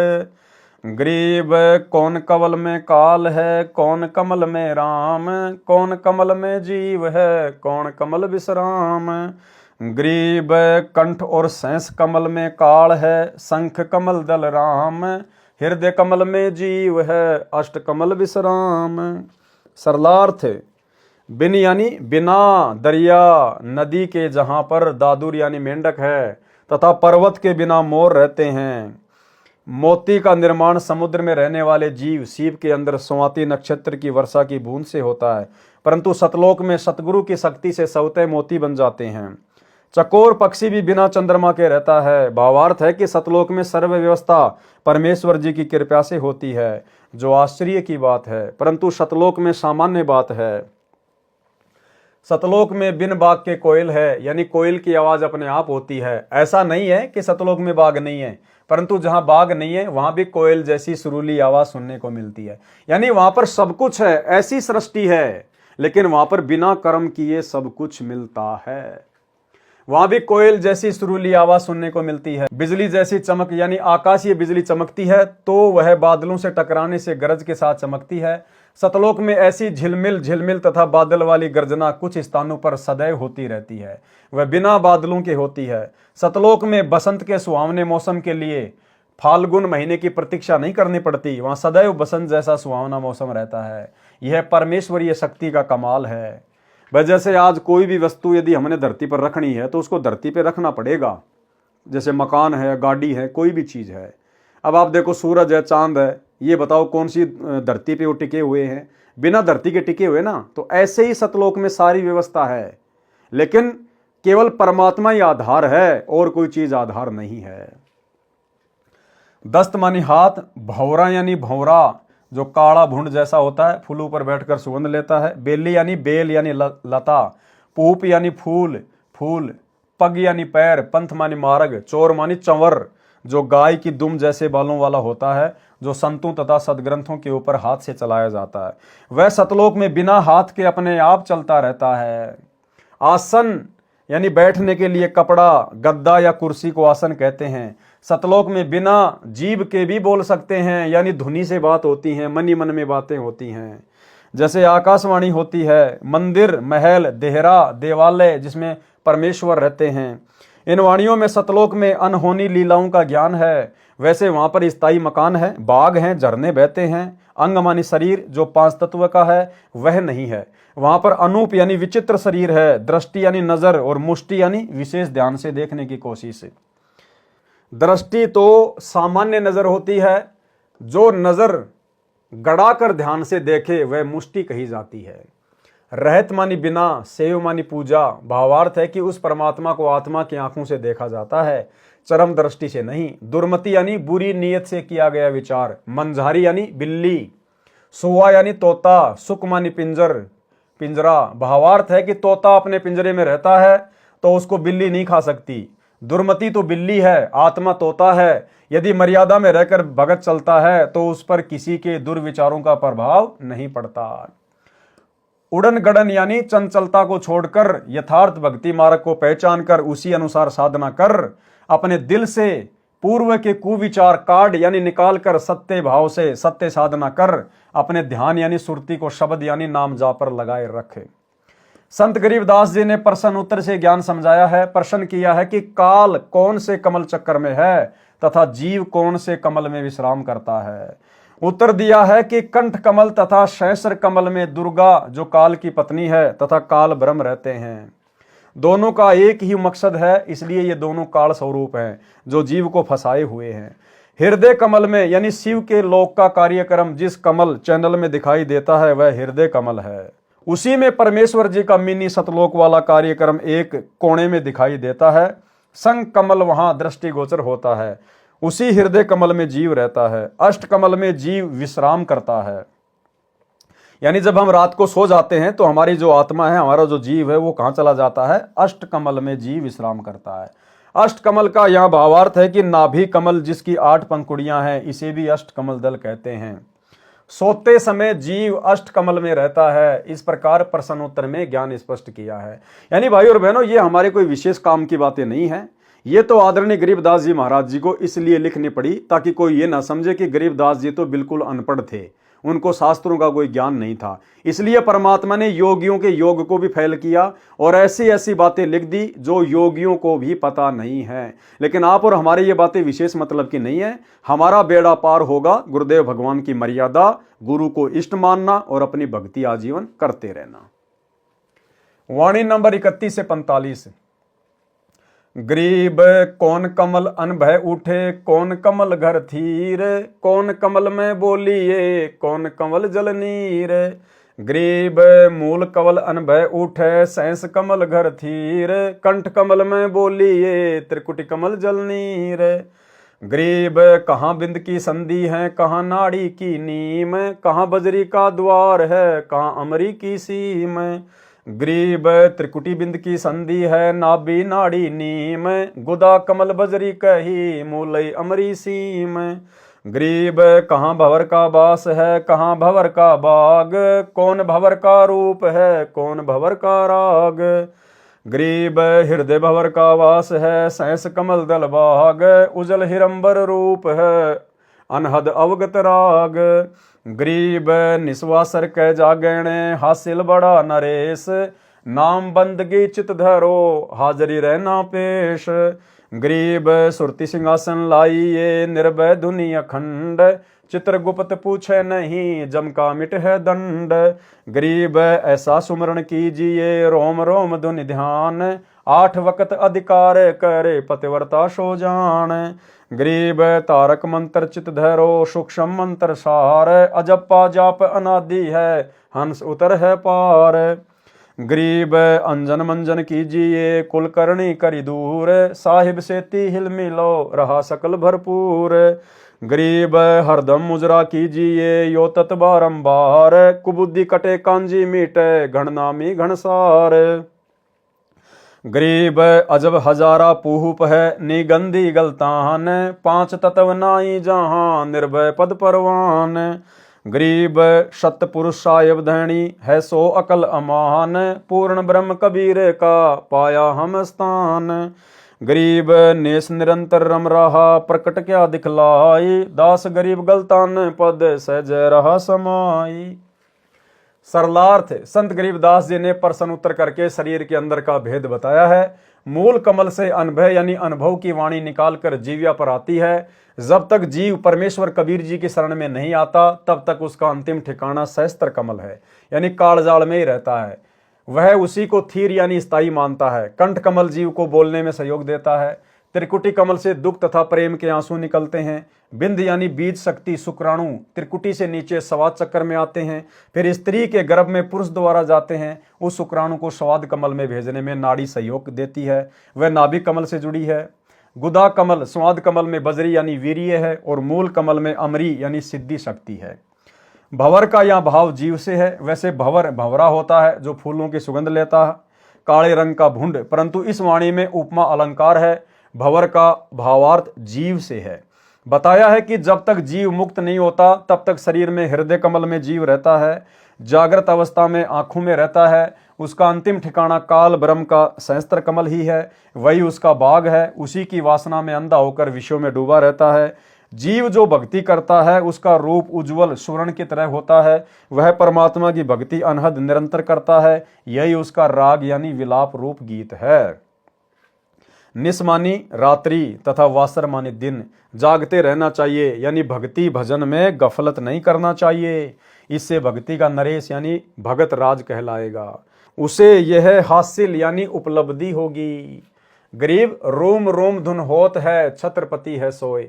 जो भगत साधना करता है और रोम यानी शरीर के बाल भी खड़े हो जाते हैं, तो वह भगत राज है। जैसे कई बार कोई ऐसा वाकया हमारे सामने आ जाता है सुख या दुख में, एकदम से हमारे रोंगटे खड़े हो जाते हैं, शरीर के रोए खड़े हो जाते हैं ऐसे।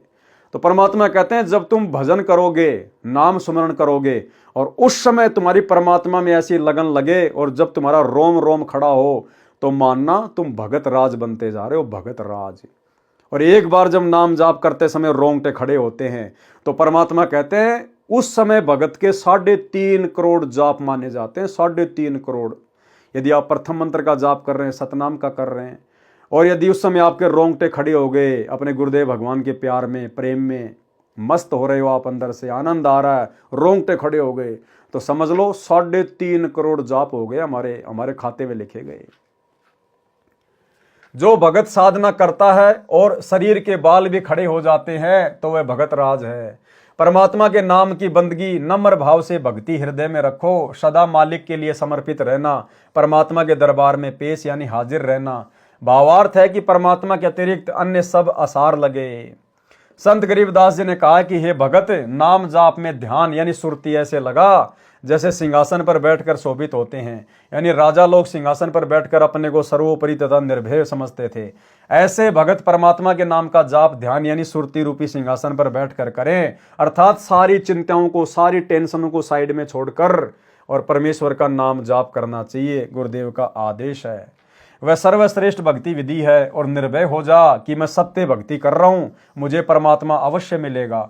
उस भगत का लेखा जोखा चित्र तथा गुप्त फरिश्ते नहीं करते। उस भगत का जम यानी यमदूतों द्वारा पाप कर्म का दिया जाने वाला दंड भी समाप्त हो जाता है। भगत से कहा है कि ऐसा सुमरण कर जिससे रोम रोम में धुन हो, यानी शरीर के बाल ऐसे खड़े हो जाए जैसे कि खुशी या भय के समय खड़े होते हैं। कहते हैं कि ऐसी दुर्घटना थी कि देखने वाले के रोंगटे, शरीर के बाल खड़े हो जाते थे। अपने भजन पर 8 पहर यानी 24 घंटे अधिकार रख यानी सुमरण में लगा रहे, वह वास्तव में पतिव्रता यानी सच्चा भगत है। तारक मंत्र यानी सत्य साधना के मंत्र, जो चित धरो यानी ध्यान से सुमरण करो। जो सूक्ष्म मंत्र सोहम नाम सार है यानी मोक्ष मंत्रों में विशेष है। अजप्पा जाप, जो श्वास श्वास से जाप किया जाता है, वह अनादि अर्थात सनातन है। उसके जाप से हंस निर्मल भगत यानी पार उतर जाता है, अर्थात मोक्ष प्राप्त करता है। अंजन यानी माया और मंजन मानी साफ करो यानी नेक कमाई करो। कुल करनी यानी परंपरागत साधना जो शास्त्र विरुद्ध है उसे दूर करो, त्याग दो। भावार्थ है कि सांसारिक संपत्ति से मन हटाकर साहिब यानी परमेश्वर के साथ हिल मिलो यानी भक्ति में लगे रहो। उसकी निराकार शक्ति सब जगह परिपूर्ण यानी भरपूर है। परमेश्वर का मुजरा, यहाँ स्तुति को मुजरा कहा है। परमेश्वर की स्तुति यानी उसका मुजरा हृदय से करो। ये तत् यानी सार है, इसे बार बार करते रहो। इस प्रकार परमात्मा की स्तुति व भक्ति से कुबुद्धि यानी दुर्मति नष्ट हो जाती है। घण नामी घणसार का अर्थ है कि सुप्रसिद्ध भगत हो जाएगा तथा भक्ति का धनी घणसार होकर शतलोक को चला जाएगा। अजब यानी अनोखा, हजारा यानी हजारों पत्तियों वाला, पूप यानी फूल, नेगंदी यानी विशेष महक वाला, गलतान यानी उसकी महक के प्रभाव से साधक गलतान यानी मस्त हो जाता है। उस शतलोक में 5 तत्व से निर्मित कोई वस्तु नहीं है, वह निर्भय पद है, परवान है यानी पूर्ण मोक्ष पद है, जहां भगत जन्म मरण तथा कर्म दंड से मुक्त होकर निर्भय हो जाता है। पूर्ण परमात्मा सभी का धनी यानी मालिक है, उसको सत्य पुरुष कहते हैं। वह अकल यानी निर्बंध है तथा अमान यानी शांत है। उस पूर्ण परमेश्वर कबीर जी का शतलोक का स्थान हमको प्राप्त हुआ है। कौन कह रहे हैं? गरीबदास जी। नेस का अर्थ इस वाणी में अदृश्य शक्ति है। नेस का अर्थ नष्ट करना भी होता है। ये वाणी के बोलने के भाव पर निर्भर करता है।